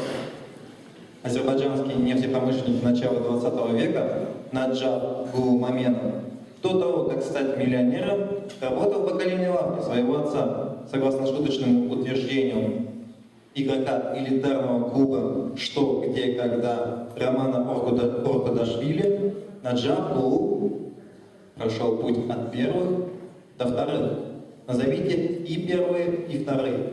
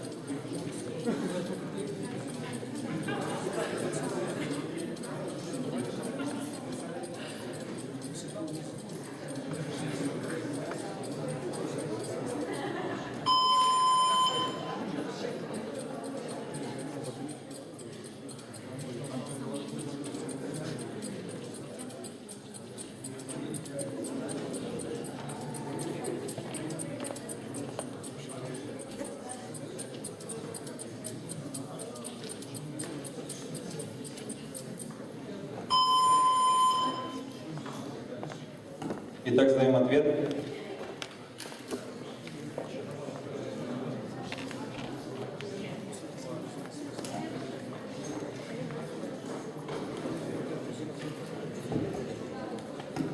Есть желающие команды высказать свое мнение?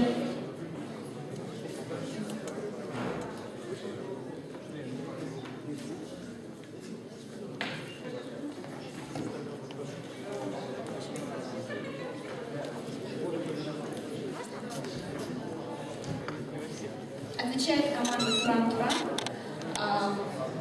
Наш ответ, что он был первым в своем деле, то есть он был первым пекарем в свое время, но потом он стал вторым нефтепромышленником после Альфреда Нобеля, потому что он был, именно Нобель был первым нефтепромышленником Баку. Замечательный вариант.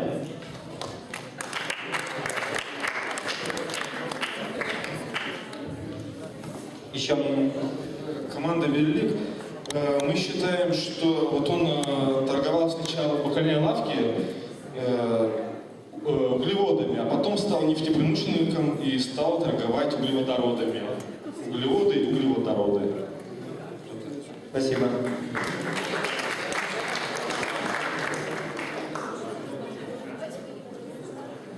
Есть ли еще?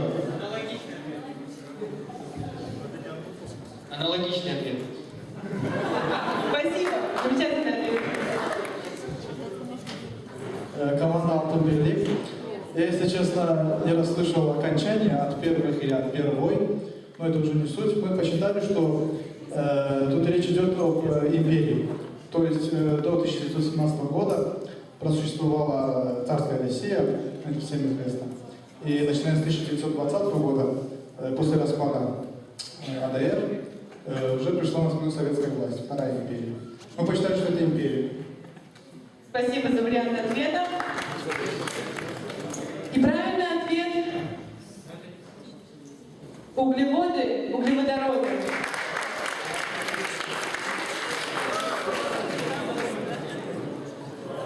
Второй тур, четвертый вопрос. Внимание, вопрос. Вот хронология исхода из Египта в соответствии с Мидрашем Михилка.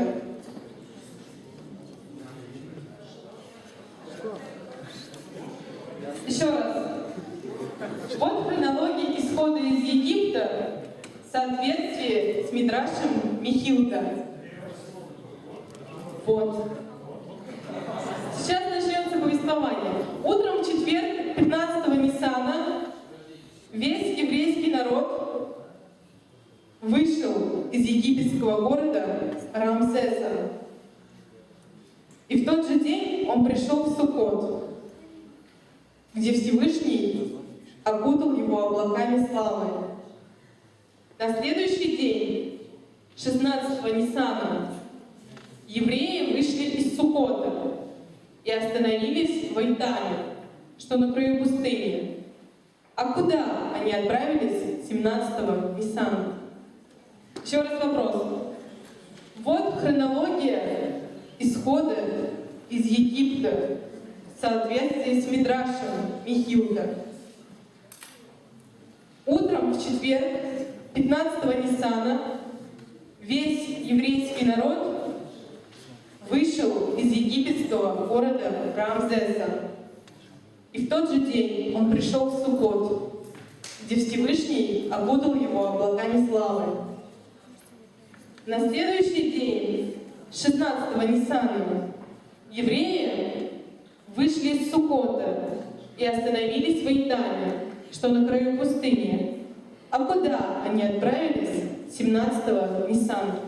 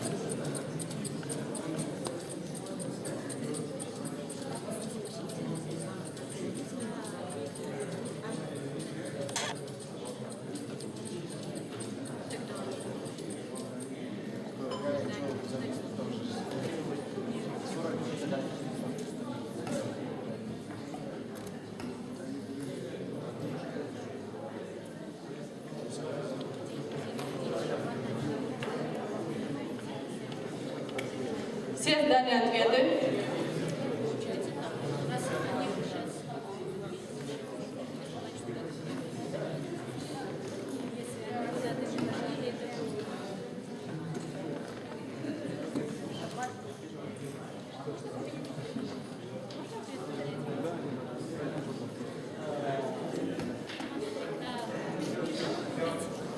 Итак, если желающих труднее,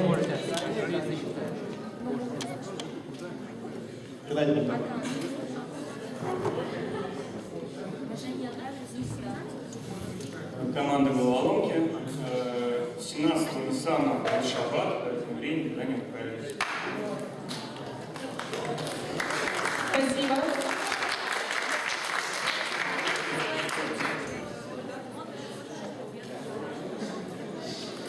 Еще? Команда Алтенберлик, мы считаем, что они отправились в Испанию. Потом после Испании их гнали с этой земли испанцы. То есть есть такое. Спасибо.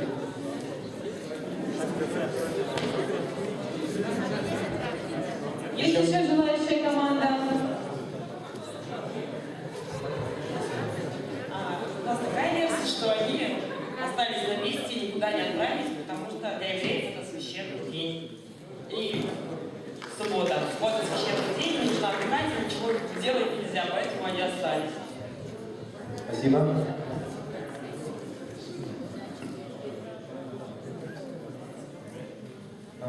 Думаю, уже стоит сказать ответ.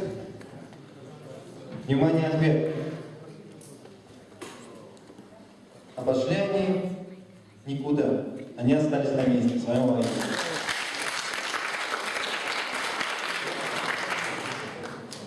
Второй тур, 5-й вопрос. Внимание, вопрос. Какую букву герой романа «Каллиграф»? Повторю. Герой романа «Каллиграф». «Каллиграф» назвал самой высокомерной буквой в английском алфавите. Повторю еще раз. Какую букву герой романа «Каллиграф» назвал самой высокомерной в английском алфавите? Каллиграф.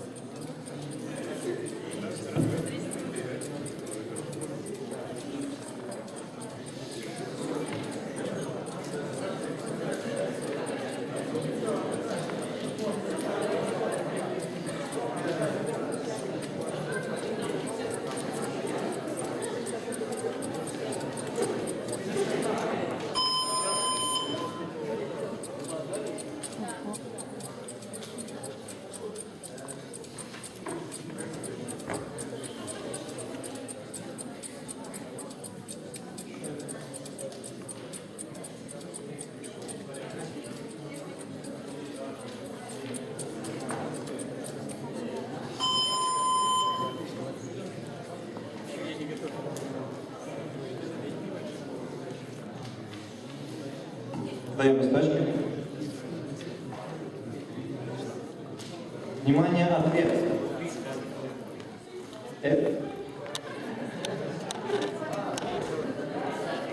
Если мне... А что вы можете сказать, что там? А можно ответить? Да?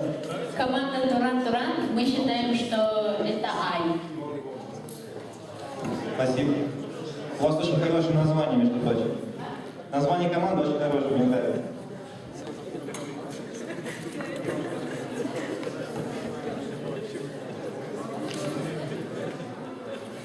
Давайте перейдем сразу к ответу. Итак, это буква Q. Потому что она соглашается стоять только перед буквой Q.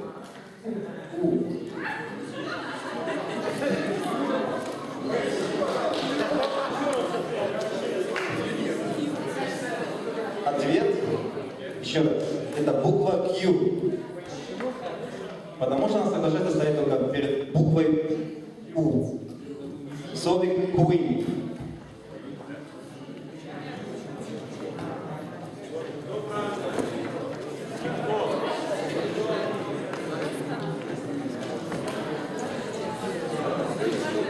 Друзья, это был последний вопрос второго тура.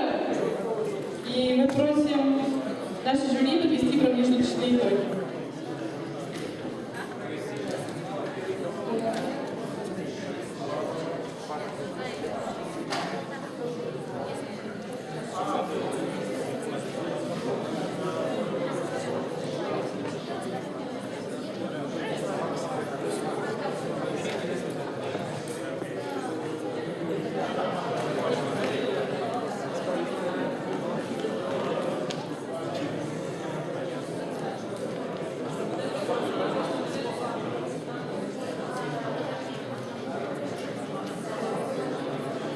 Yıl sayın nişe avul bitip bara dünyada Şəhərgə girib quşul anı avul duydurar rayonlar Avullar ağaçtan bar yırtlar Qaytan məli bir tabıt muvaqıtlar Rayonlar, avullar ağaçtan bar yırtlar Qaytan məli bu vakitler